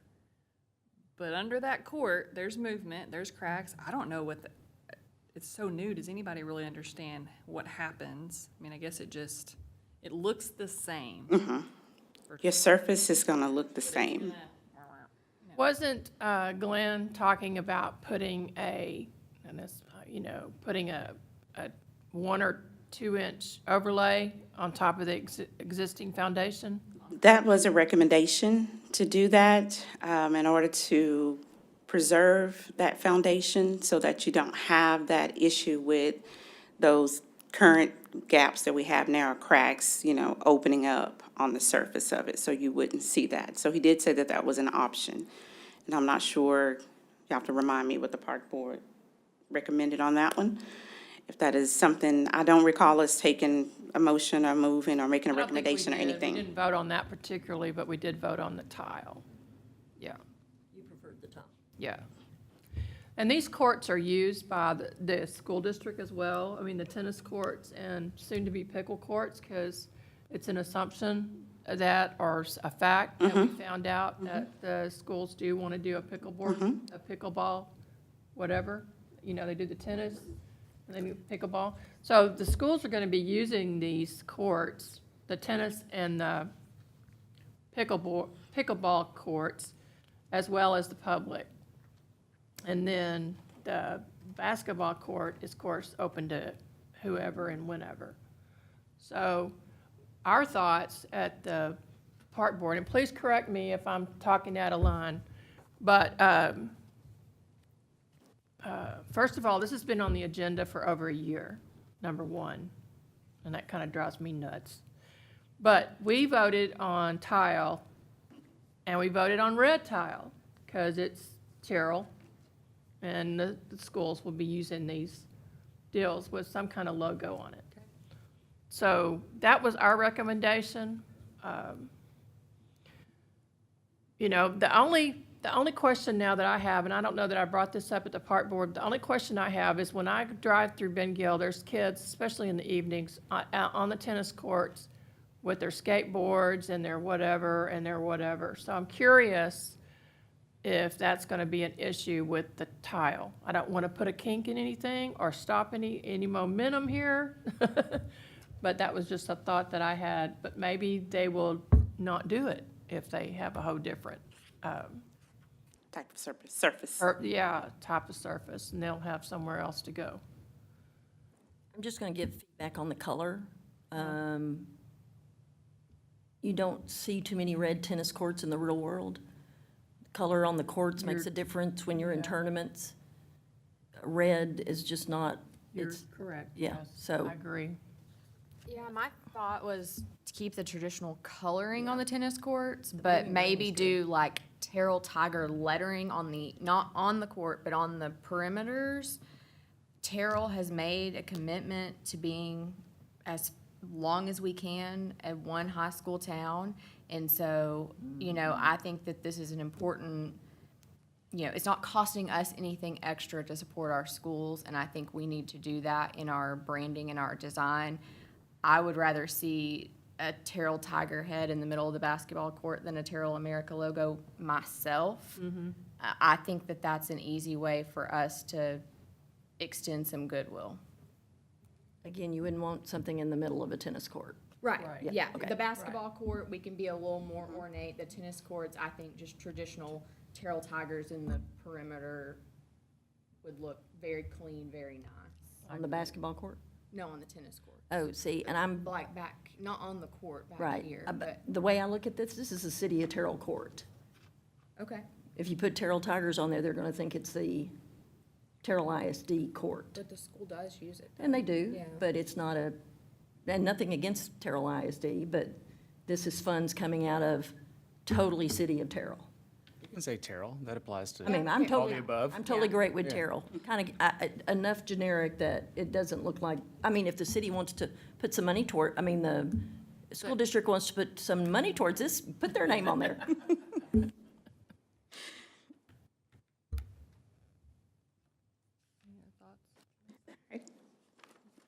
We'll move on to the next. Just remind you of the layout unless you have something else. Okay, so I'm hearing Patty, and I think we're all in agreement that we want to include the modular, modular tile in our budget and make sure that it jives, but we're in support of moving forward with that, so please keep going. Yes. Snap Sports versus Next Court. Oh, I shouldn't say yes. Thoughts from the board? The only difference, well, We would be going out to bid.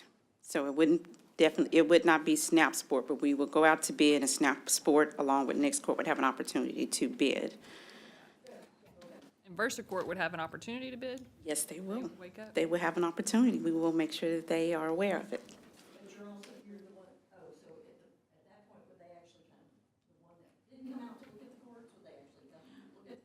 We will find out, but whatever they bid and submit, that's what they bid.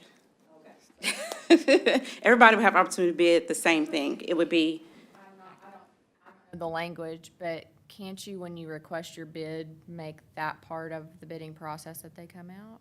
Yes. You state that in the bid package, Yes. that if you gotta be present to observe, that could be done, yes, it could be a condition of the bid evaluation. correct. And I think that's a good test, you know, they're not willing to come out to Then at they're not least gonna do a put in a bid, then I think they're probably not a reliable company in general, so I think that needs to be a requirement. Yes, ma'am.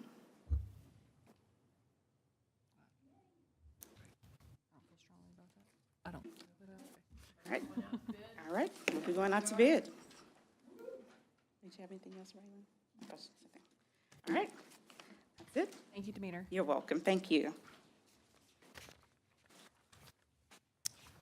That was a lot of information. I think we made our way through that piece.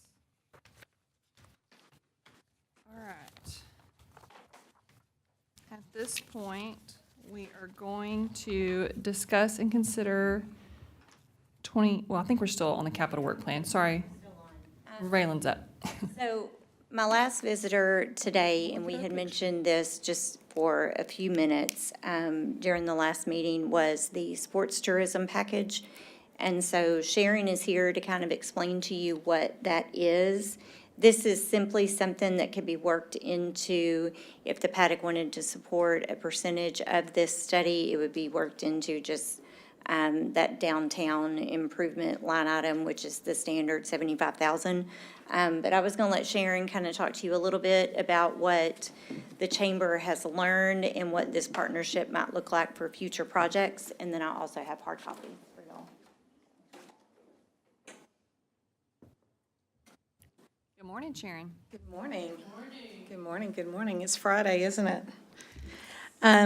So we, as a part of, I guess, last year, and it has kind of been on the radar to increase sports tourism in Terrell, especially with our location, being with Interstate 20, 80, we're between Atlanta and Albuquerque in a prime location when they look at sporting events.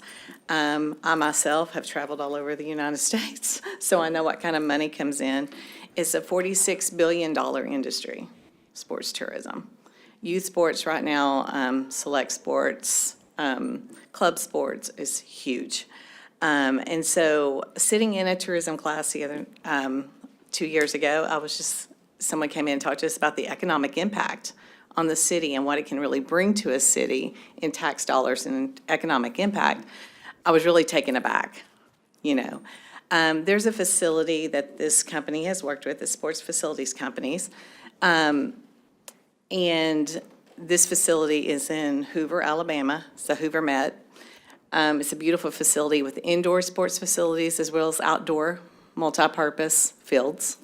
And they bring in, their economic impact on that town in Alabama is $68 million a year.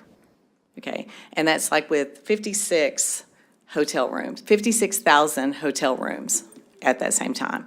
So they're going into our hot funds, again, just adding more into the community. So we were at ICSC, and we've talked to a company, a sports facilities companies. They are a company that does the feasibility studies. They also do the planning, and they also do the management. So it wouldn't be city staff, they contract with the city to do management services. When I was at Tourism College 2 weeks ago, they have a facility that they did with the city of Bryan. So I went and I toured their indoor sports facility in Bryan, and it was just magnificent. I mean, there were kids in there nonstop. It was a lot of activity. But what I liked most about it, it was a multi-purpose facility. So they actually have College Station prom there. They have Bryan's prom there. They have graduations, both schools' graduations, and some surrounding towns' graduations happen there. So it's more than just a sports facility. It is actually an event facility as well. Actually, they call it Legends Event Center. Plenty of parking. So when they go in and they do these feasibility studies, this company really is very professionally when it goes into it. They do it very well. And then they see the project, or they have the capability to see the project all the way through. Actually, in Bryan, they did the feasibility studies and everything, and they did their, what they were referred to them to do, what they suggested. And then actually Bryan did it with another design build firm. And then they started running it themselves as a city of Bryan. They got into it and they were like, ooh, this is more than we need to. Then they brought them back in to manage it. So actually SFC is managing that facility now and has become very successful. And I can get some information on the economic impact in Bryan. But I did actually get to tour that facility and look through it. So I think what we're asking right now is they did a proposal on the feasibility studies. It's a 26-week span of time that the feasibility studies that they suggest that they do. You guys have that, I believe, in the packet that was given to you, along with the fee proposal.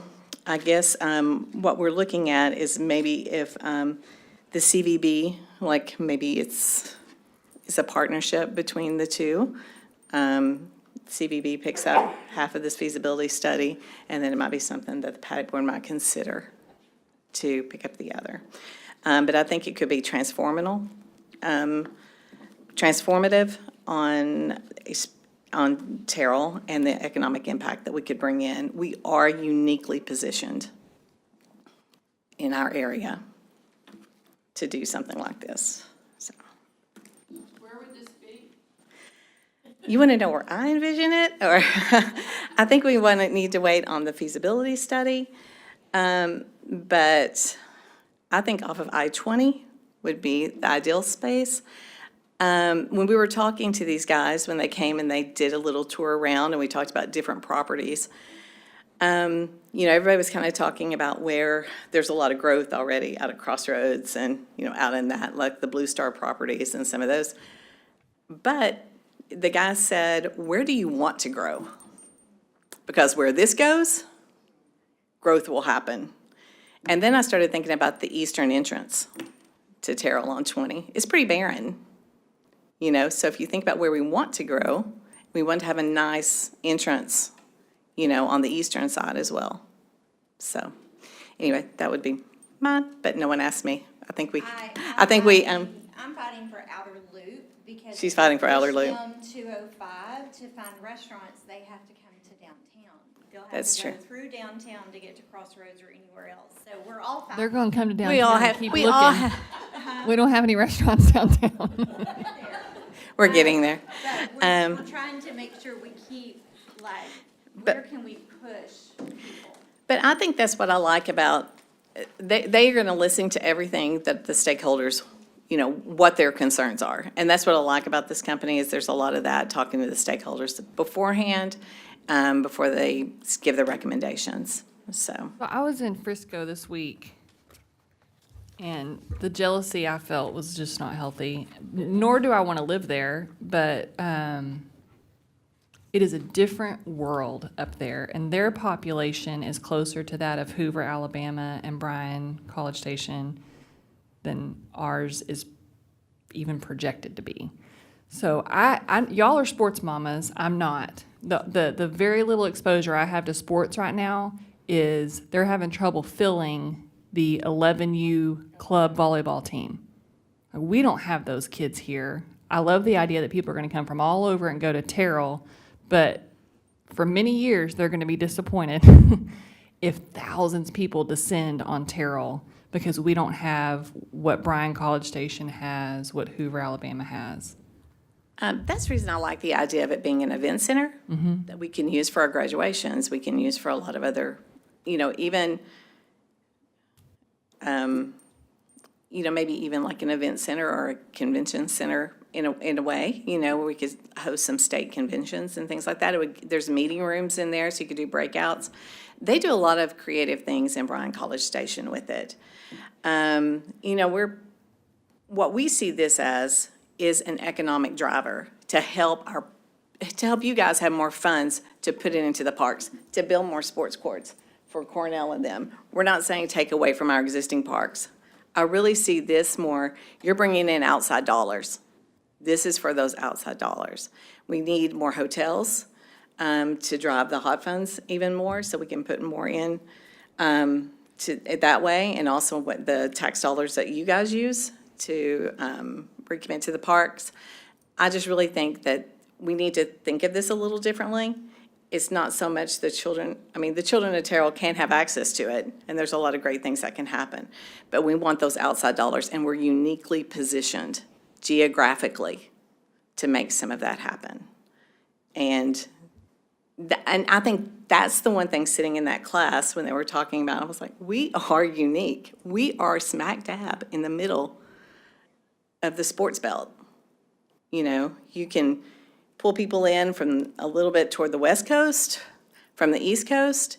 And I've traveled all the way to Lord knows where, Atlanta, Georgia, and we're out in the middle of nowhere playing on horrible fields. And I just stashed out that money to do that. But now parents are getting more spoiled. You know what I mean? They don't want to sit out with no trees, no shade. They want to be in nice facilities. We're a little bit more spoiled. And actually, your little sport that is actually the highest revenue producing sport. When you ask them what makes the most money, they said, oh, volleyball, hands down. Because the girls don't go anywhere. The girls are using concessions. Their parents have the discretionary income. And when you talk about who comes with a boy on a baseball tournament, it might just be dad going. Volleyball is 3.5 parents. Don't know how that happens. Maybe you don't like grandma, I don't know. But, yeah, or half a grandpa, I guess. All the way through grandma, just half grandpa. But 3.5 parents come to almost all of the girls' sports, yes. And they don't send girls, so they're using the hotel rooms. A lot of times they'll send a son with another family and go. They said that does not happen with girls. The whole family goes. So it is interesting, but they have all of those neat numbers and figures because they've done this for so long, so. Well, I know that when we were putting together the master plan for the parks and for downtown, it was mentioned many times about bringing outside stuff in, that's something we needed to look at. That in this area, and the reason I hate that we're not able to fill things, but I can promise you, which I don't know why, I had one of my cousin's daughters who lives in Greenville, she was on a select team. I've traveled with her to Florida. She was driving twice a week to McKinney. Yes. To do her, lessons. yeah. Yeah. So, Yeah. I went every night, 6 days a week, to Sunnyvale for Case to work out when he was playing baseball. And 2 nights to Richardson after we left Sunnyvale, and then back. The amount that people will pay, I'm proven, I'm evidence right here of what people will spend to go do that. But there again, I go back to where we are geographically. you can't manufacture that, we're in a great position. And that's what I kept realizing as I was hearing them talk, you know. A lot of things you can manufacture.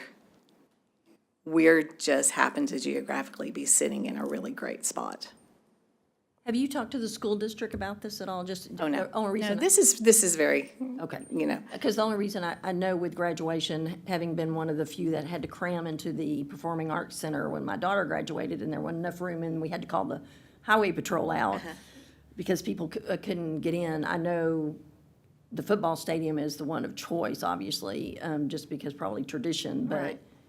You need it'd a be backup. interesting to hear some feedback from them, because you would have to have a much larger facility than the PAC yes. to actually be able to hold graduation in one of these. Yeah.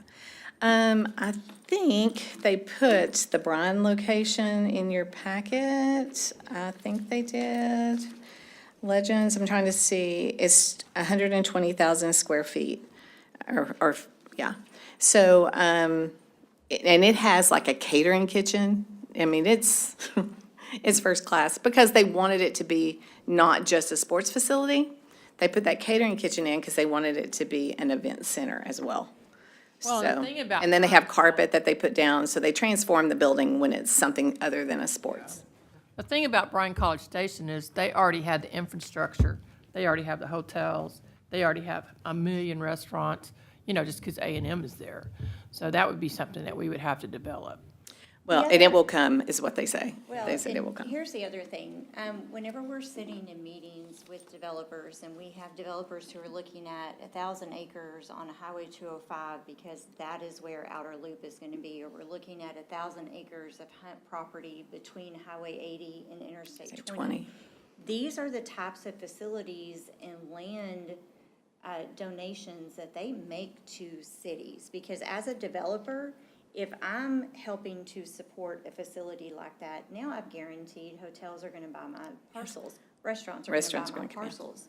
So a lot of this stems from development meetings where instead of just getting parkland dedication, which turns over to the city and becomes a maintenance and, you know, just open green space, this is where we could try to plug in maybe some business ideas. And so this wouldn't be coming back to the paddock and saying, hey, we need $25 million to build a facility.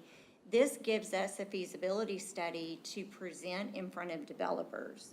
And so when developers are offering, you know, what can we do for the city while we're negotiating, going back and forth, that's why when you go to these fields, you see company names on the Yes, side of baseball fields. You see, because they do sponsor youth sports, and they do spend their money in other upgrades on their property.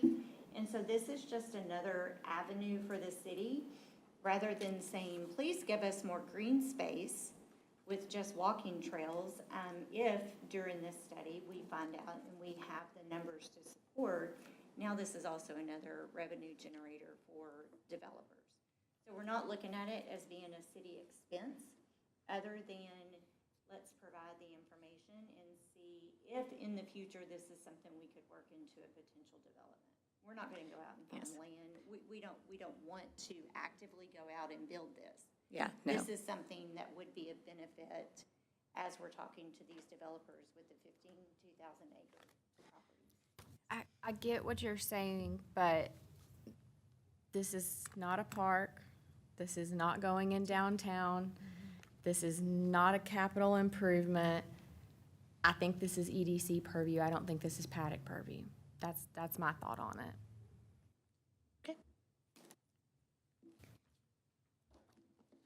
Thank you, Sharon. You're welcome.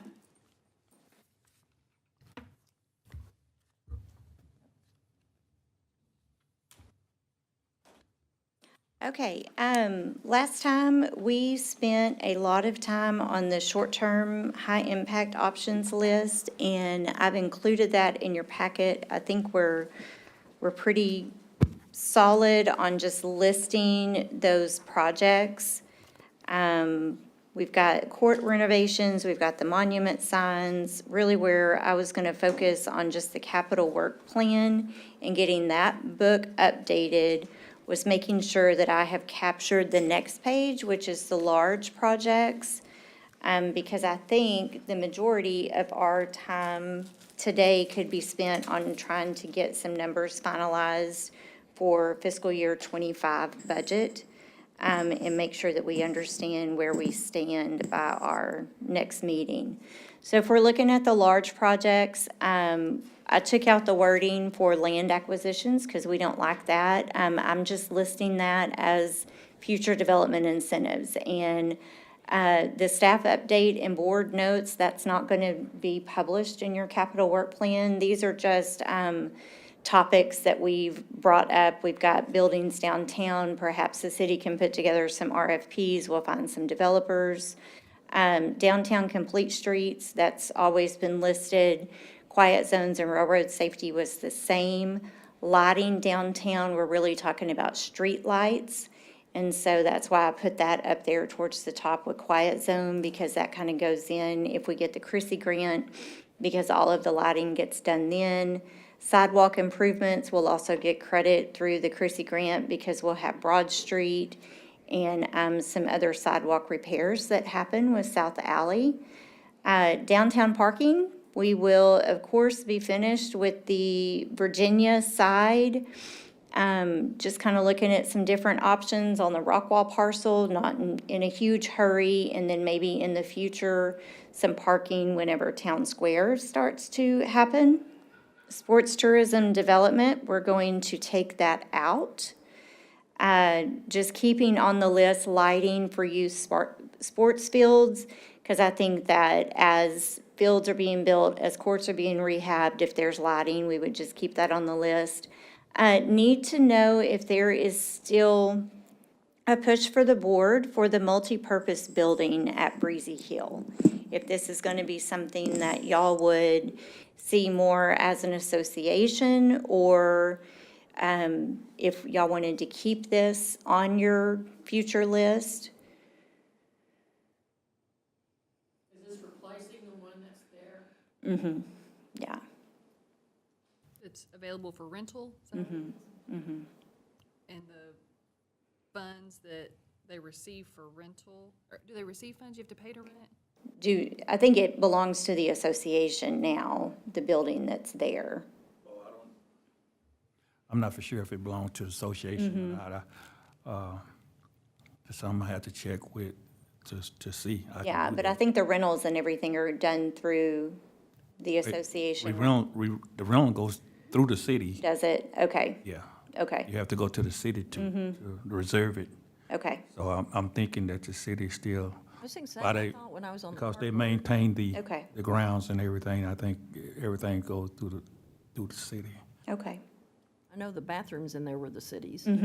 Yeah, So after an event, the city has to send employees to clean it?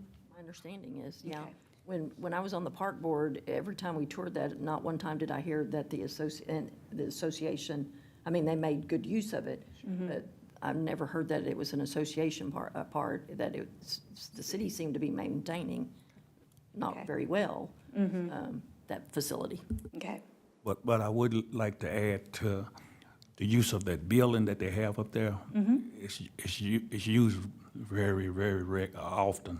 I mean, every weekend somebody's up there. okay, And I don't know how the space is for accommodation for a kind of larger crowd or whatever. I think they have to set out under the pavilion and not inside the building. So it's one we of the. probably just need to explore that more to understand, like, are you interested in doing a larger indoor facility? Are you looking at more of a pavilion style like at Ben Gill Park? I mean, I think it would help staff understand kind of what exactly y'all would be looking for out there. So, I would propose that, that the Breezy Hill Association, similar to what staff does, comes to the Parks Board or comes to us with a request. I don't pretend to know how it's used, but it is a city facility, exactly like the Ben Gill Pavilion. So, yeah, I think at some point it needs to be on our radar to update. okay, I'll get with Mr. Lancaster and get It some would be updates. also interesting to find out how often it is used, because every time I've driven by that park, except like late in the evening, there's somebody there. It seems like there's somebody always there. Yeah. And I bet it's used more than the pavilion. Well, and Oh, I'm sure. that the fact that the pavilion is not climate controlled probably Yes. plays significantly into that. So, I mean, obviously, that's gonna be a huge cost jump, but if we're talking about an every single week rental of 25 to 100 people, you know, somewhere in there, Yeah. yeah, And I'd like to see potentially- what the scope of that project is. Yeah, and I'll get Glenn to pull some of that rental information too, because we should be putting that in a fund, particularly for that building. Maybe we can, on our side, look at starting to develop some funding if it's being rented that much, for sure. And I'd be curious, is the size adequate for what it's being rented for? Is there an opportunity to renovate what's there versus complete, Right, okay. tear down and rebuild? That is some good direction. Okay. Park water features, just listed in general. We know that we're going to explore splash pad at Breezy Hill Park. That one was pegged for the first splash pad. And then future, possibly a water feature at Town Square. I'm just listing Town Square infrastructure because as that becomes a reality, just asking that y'all kind of keep that on your radar. And then eventually, hopefully by fiscal year 2026, we will have a green space, which will actually be considered a park. So just kind of looking into the future, what we might want to do with that open green space. But there's no, so like I said, the board notes and staff notes won't necessarily go into your plan, but if this is a good list, or if you think that there's more general items or other items that need to be listed, I would be glad to do that.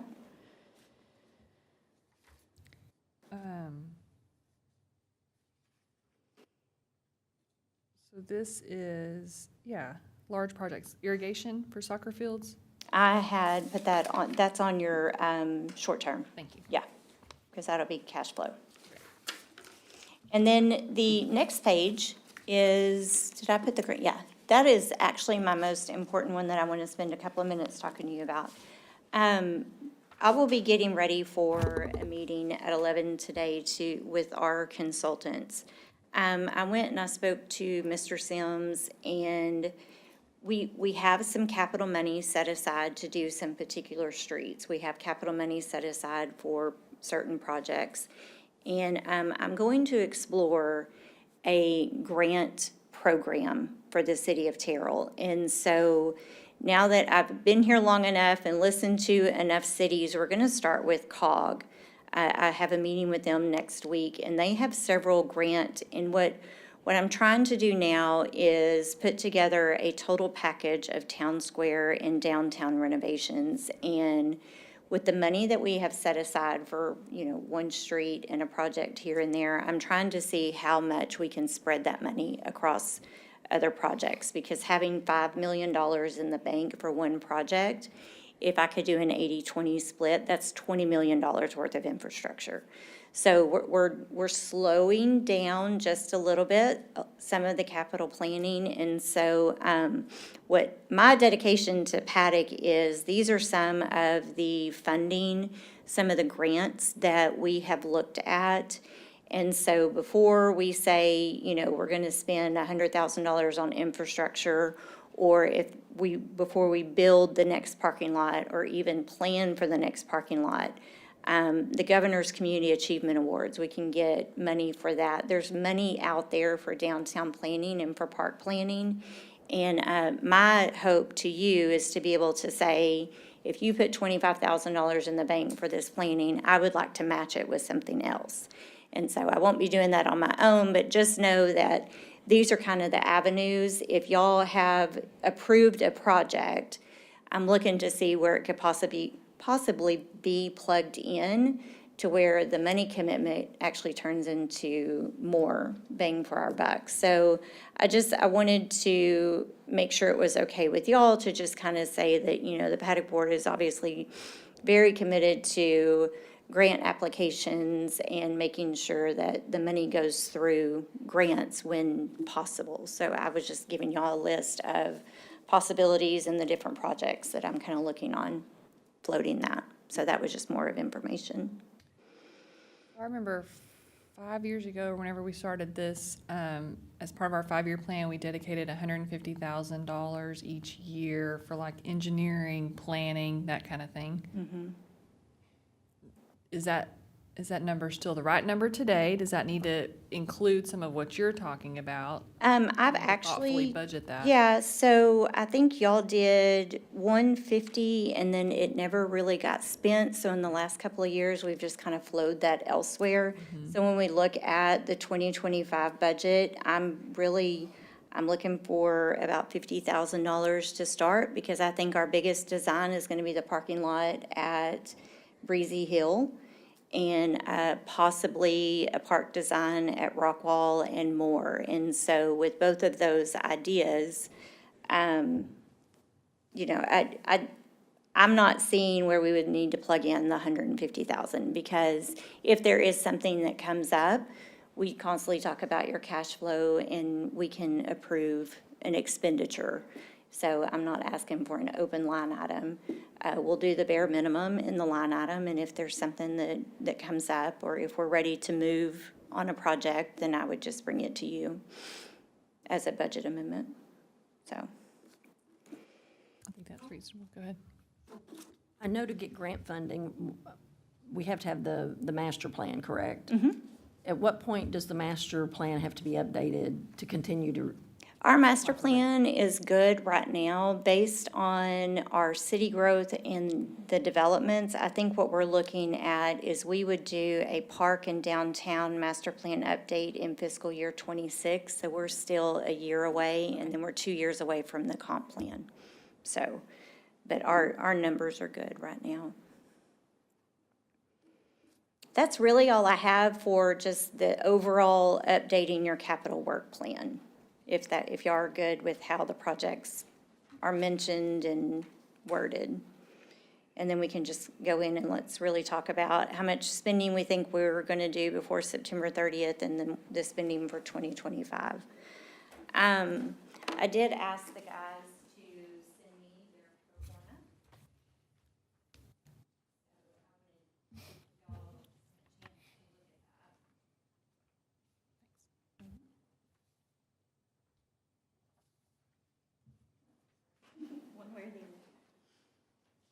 So when we talked about being able to do an executive session, is that just done prior to the next meeting, or? So, a couple of things to keep in mind. Even when it's just us, we're still live. These meetings are recorded. It's my understanding executive session has to be if you're like purchasing property or there's certain. If there is we can go into executive session under economic development negotiations, but you have to know the exact project and what the request is. Like, you can't just go in and try to decide. Then, Yeah.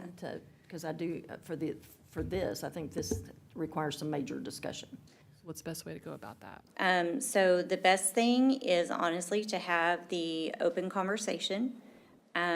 It's really nice if you can just ask very specific questions for information that you're looking for, because when I report back to you, we can go into executive session.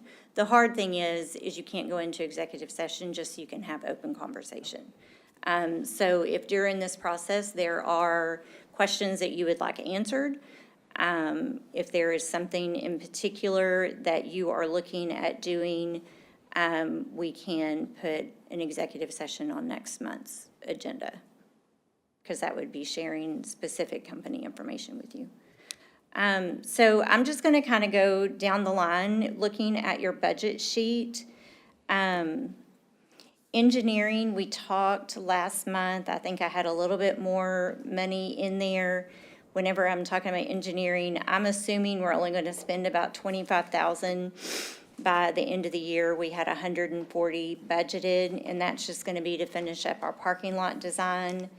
I'm requesting in 2025 just $25,000, and it says parking and green space planning for more in Rockwall, but I would rather do the Breezy Hill Park parking lot design first. And so that will be dedicated for the Breezy Hill parking lot. And I think I can get the full design services done for about $25,000. Consultant fees and services, brought this number down to 50. This is for the marketing and destination marketing RFQ. We had originally said, we want to make sure that we're on the right track as far as signage, as far as our message, et cetera. My question to y'all is, do we want to possibly wait a year? Let's get some more businesses open downtown. Let's kind of see where the vibe is downtown a year from now, because some of our staple businesses probably will have more influence on what our messaging needs to be than what it is right now. And so I think if in our planning, we would be in a different position 365 days from now, and it really might influence what some of the consulting work would be. But that's just my opinion.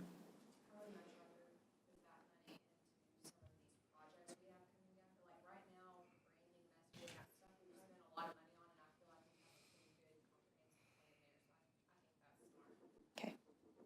Remind me what we're gonna get for the 50. That was the consultant, and he was going to have all of the artwork. It was going to be the signage for each of the downtown buildings, some messaging for our historic downtown, some of the messaging for, living and working in Terrell. It was an overall, now that we have a downtown and we have parks, this is why you would come to Terrell. From what I know in my head, my goodness, we're gonna have a whole lot more reasons this time next year than we do today. And I think the message is gonna be a lot different, Sounds good. hopefully. No yeah. opposition from the board. Okay. Grant reimbursement program, you've just always carried over the 75,000, so I'm keeping that number in there, and that's not the big development packages that come to you. Those are just going to be the grant applications. Anderson Griffith Partnership will, of course, fall off. So let's talk about development partnerships. All right, update us real quick on Anderson. Building, windows are in. 90% of your windows Okay. are in, yeah. Now I'm worried that it's gonna be all moldy after Taylor's comment. They have a basement, they don't have HVAC on anything but the first and maybe second floor. Okay. You may continue. We're good, we're good. No, not on the No, third floor. when It's they gutted. did the interior demo, they've gutted the interior of the building. There is no sprinkler system, so we're safe there. Have all 4 floors been demoed? Okay, So it is an open shell, okay. which maybe helps with that. He didn't seem to have, I was more worried when there were no windows and it was raining in Sure. on his wood and stuff, and like evidently that wasn't that big of a deal. So Is water been shut off to the building? he does have water in the building, but it's through just the first floor plumbing. He doesn't have any on the upper floors, so it would be floor damage, but it's a good conversation that I could have with him. There's thought. Just making sure he's doing that, not that Paddock wants to, no, we worry about your building. Has he been reimbursed yet? Yes, for the windows, Okay. Okay. yeah. So moving on to the development partnerships. So we budgeted 500,000 for year-to-date estimate. When I'm looking at money that we could possibly spend before September 30th, you do have a dedication to Pena on the Hummingbird. If they get a tenant on their first floor, the items that you approved, it was 227,000. They did have someone come in and look at that facility this week. It was a bistro. So they have been showing the facility. So I'm just kind of holding that money, hoping that we can pay that out this fiscal year. If not, that 227 will roll into fiscal year '25, but it would be a cash rollover anyway. I'm estimating 250,000 being paid out for your economic development loan. I don't know if that is actually, if we'll get up to 250,000 by September 30th. One suggestion that I do have with Southland, and I did tell the guys that I was going to make this recommendation to you.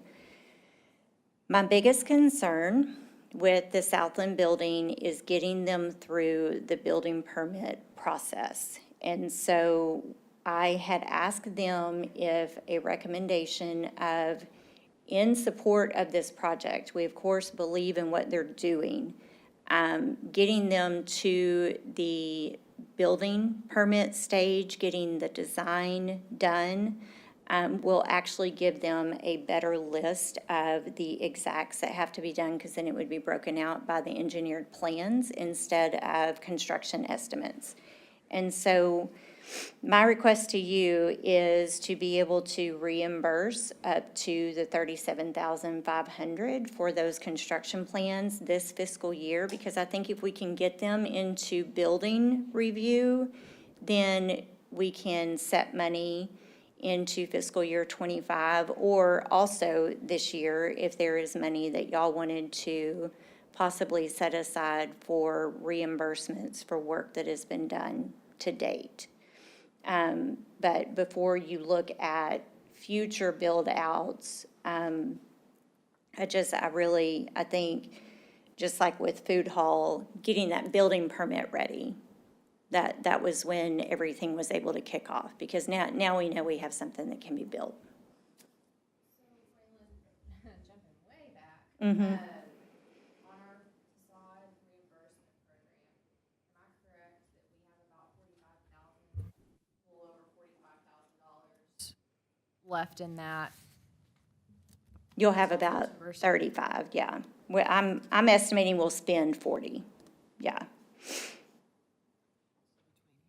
Yeah. Okay. I'm sorry, I was looking at the budget sheet from our financial report, and maybe that's where I'm messed up. Yeah, I've gone ahead and put estimates in here because I know that we still owe, like, we haven't paid Chitty yet. We haven't, yeah, so that's an estimate of where I think we'll be at the end of the fiscal year. So between now and September 30, we have around 35,000 spent. Yeah.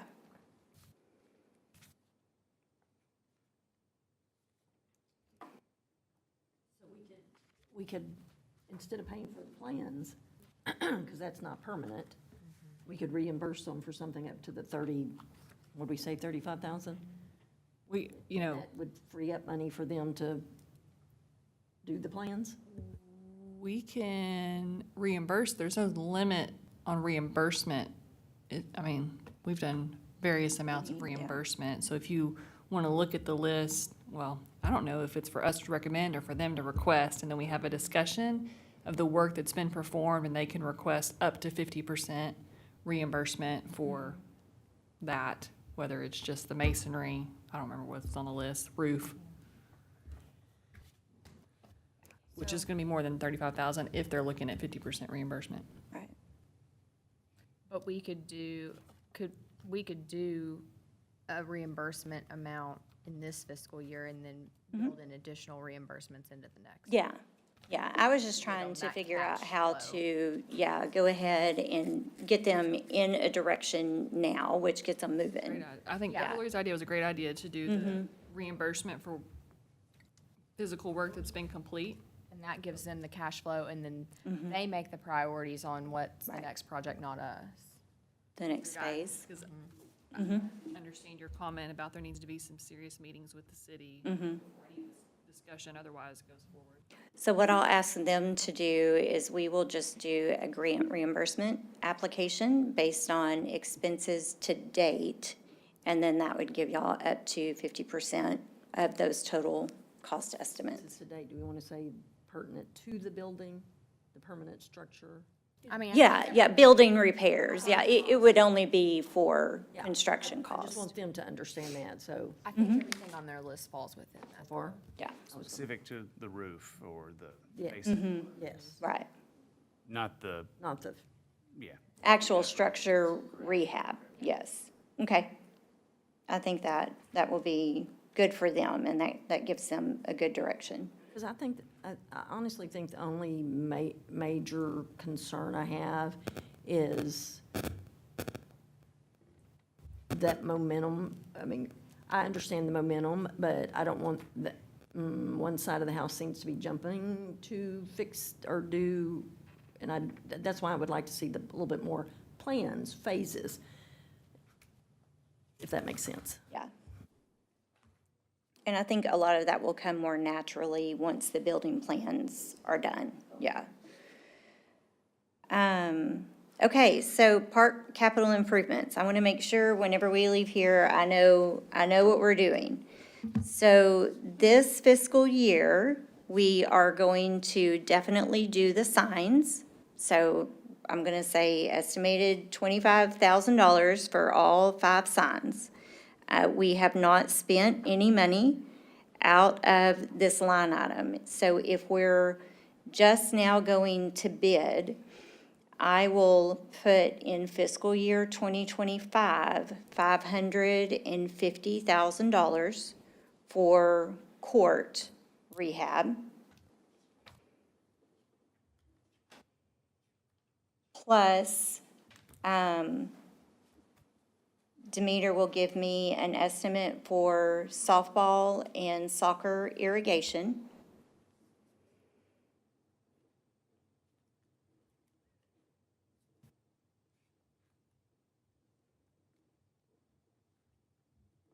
And I'm sorry, in this fiscal year, we will also get disc golf done, but we'll make sure we don't throw it over roads. That there's proper signage. Yes. Yeah. So all of that will fall under that general 75,000 that we carry every year anyway. So we'll keep working on that. So we want to do 550 for courts, and then we will have a number to plug in for soccer and softball irrigation. What I'm not going to promise you is the cost of the parking lot for Breezy Hill. So these parking lots were $300,000 apiece. And so that, in my mind, right. And so I know that it's not going to be that number.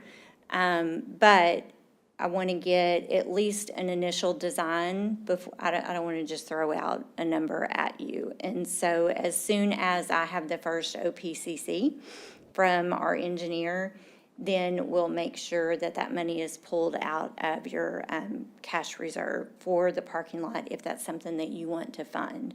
But, so I'll list it as a listed project. We just know that we don't know exactly how much that's going to be yet. So Raylan, on the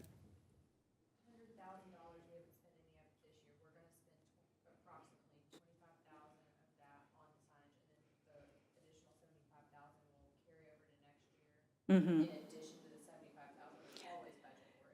Yeah, well, whatever's left over will go back down into your cash balance. And then I'll only carry over the blanket 75 for little miscellaneous, and then we'll have the listed projects. This year, we'll do the 25,000 for the signs, plus what the total cost for the disc golf is gonna be. And those are the 2 projects we'll get done for parks. I think it was 17. 17, and that was without signage, yeah. Originally told 5, but you know, we were told 5 plus the concrete, and I think it came back 7,900 plus the concrete. So, but yeah, we You know, can I make a comment about installation and simple stuff that we seem to have to contract out all the time. I mean, as a homeowner, I can put a post in.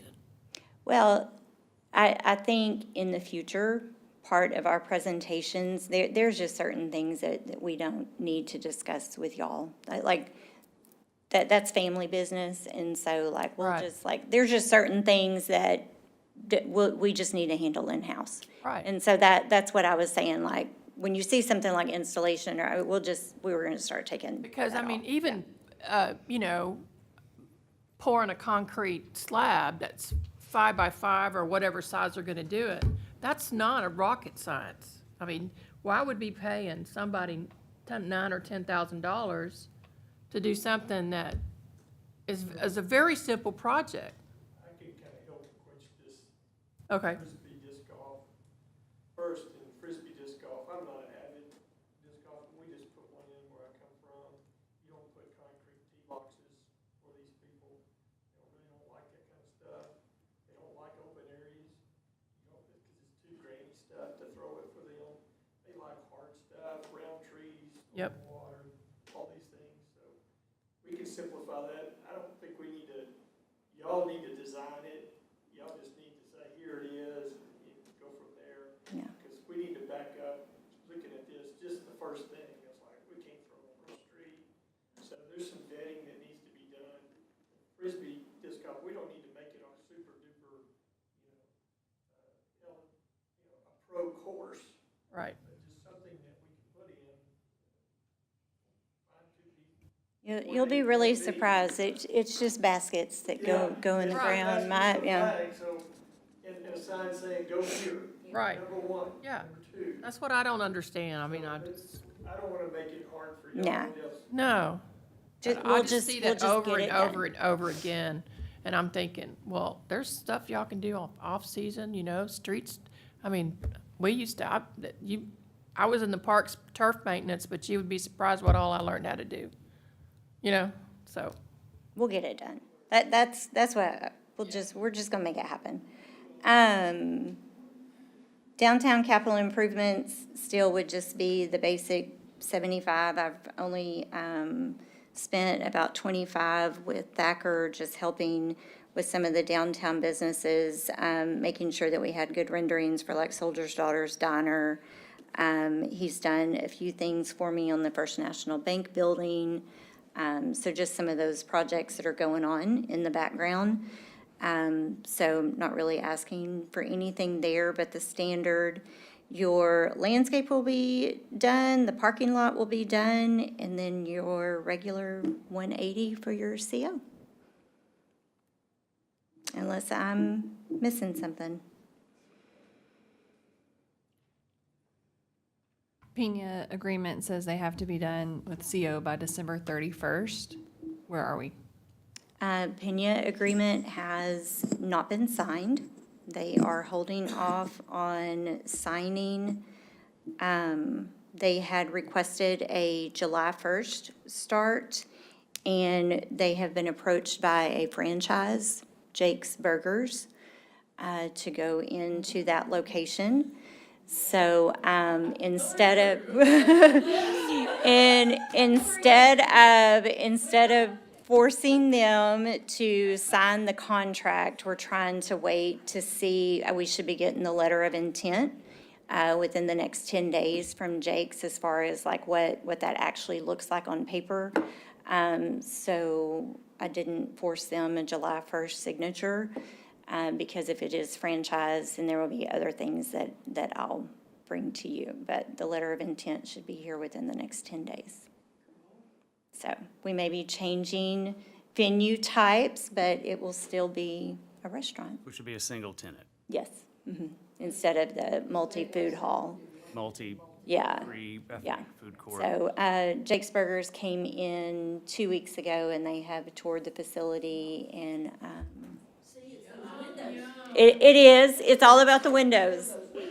So that's why I don't know how much money we'll actually spend this year, because it all kind of depends on the timeline, but keep you updated.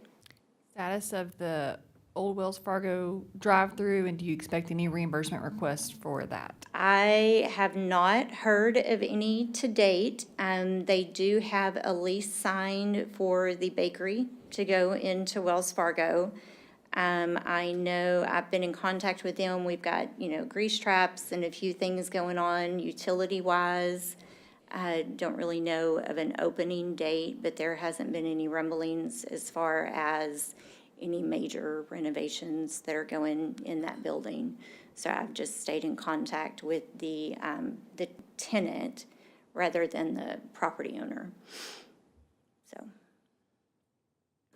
And then, we've got some people looking at Hummingbird.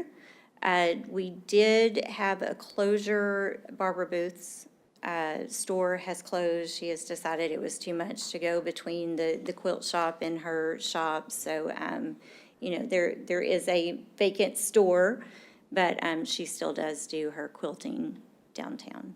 The shop in Forney, which is a cute clothing boutique, a little more upscale, is leaving that building. I don't know the story, but that might be a potential tenant. We like leads. BMC Community Project, the way we left that, remind us. So y'all have agreed to reimburse for building plans and design, and they are working on that. So you won't get anything back from them until that stage is complete and she has an invoice. So that's all I know. Topic, but the lights downtown. They have been, we are on their repair list. We had a lot of damage done during the storm. So I had the guy come out 2 weeks ago. He has equipment arriving on Monday. We have several blocks that have to be repaired. And then electrical has started, the electrical meter boxes has started. It started on North Alley. And so I told Templeman my goal for that is to be done by the end of summer too, so that IT can get the Wi-Fi set up, and then we'll be in motion for all of the fun lights. But we did have quite a bit of damage, but they're good, and we'll have it all fixed in a week. Very good. And good work on this kind of idea board for the $75,000 downtown spend. Okay. Those are Yeah. some great ideas. I was trying to think of just random things that we could do for little to nothing. Yeah. Benches, is that important to anybody? Does it make sense? Is it needed? I think Are you afraid people are gonna sleep on them?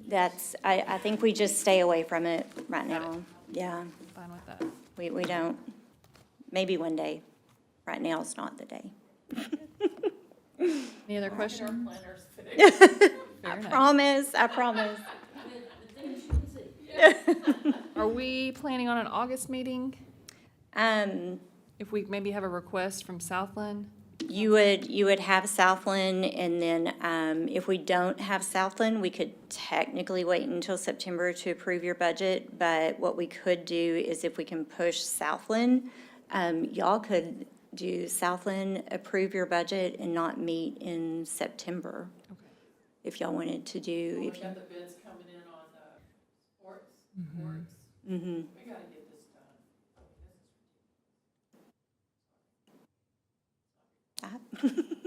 done. I know you asked Carnell, and he agreed that the signage would be done and spent by September 30th. I don't know if we had a conversation now that we've voted to go to the bid process.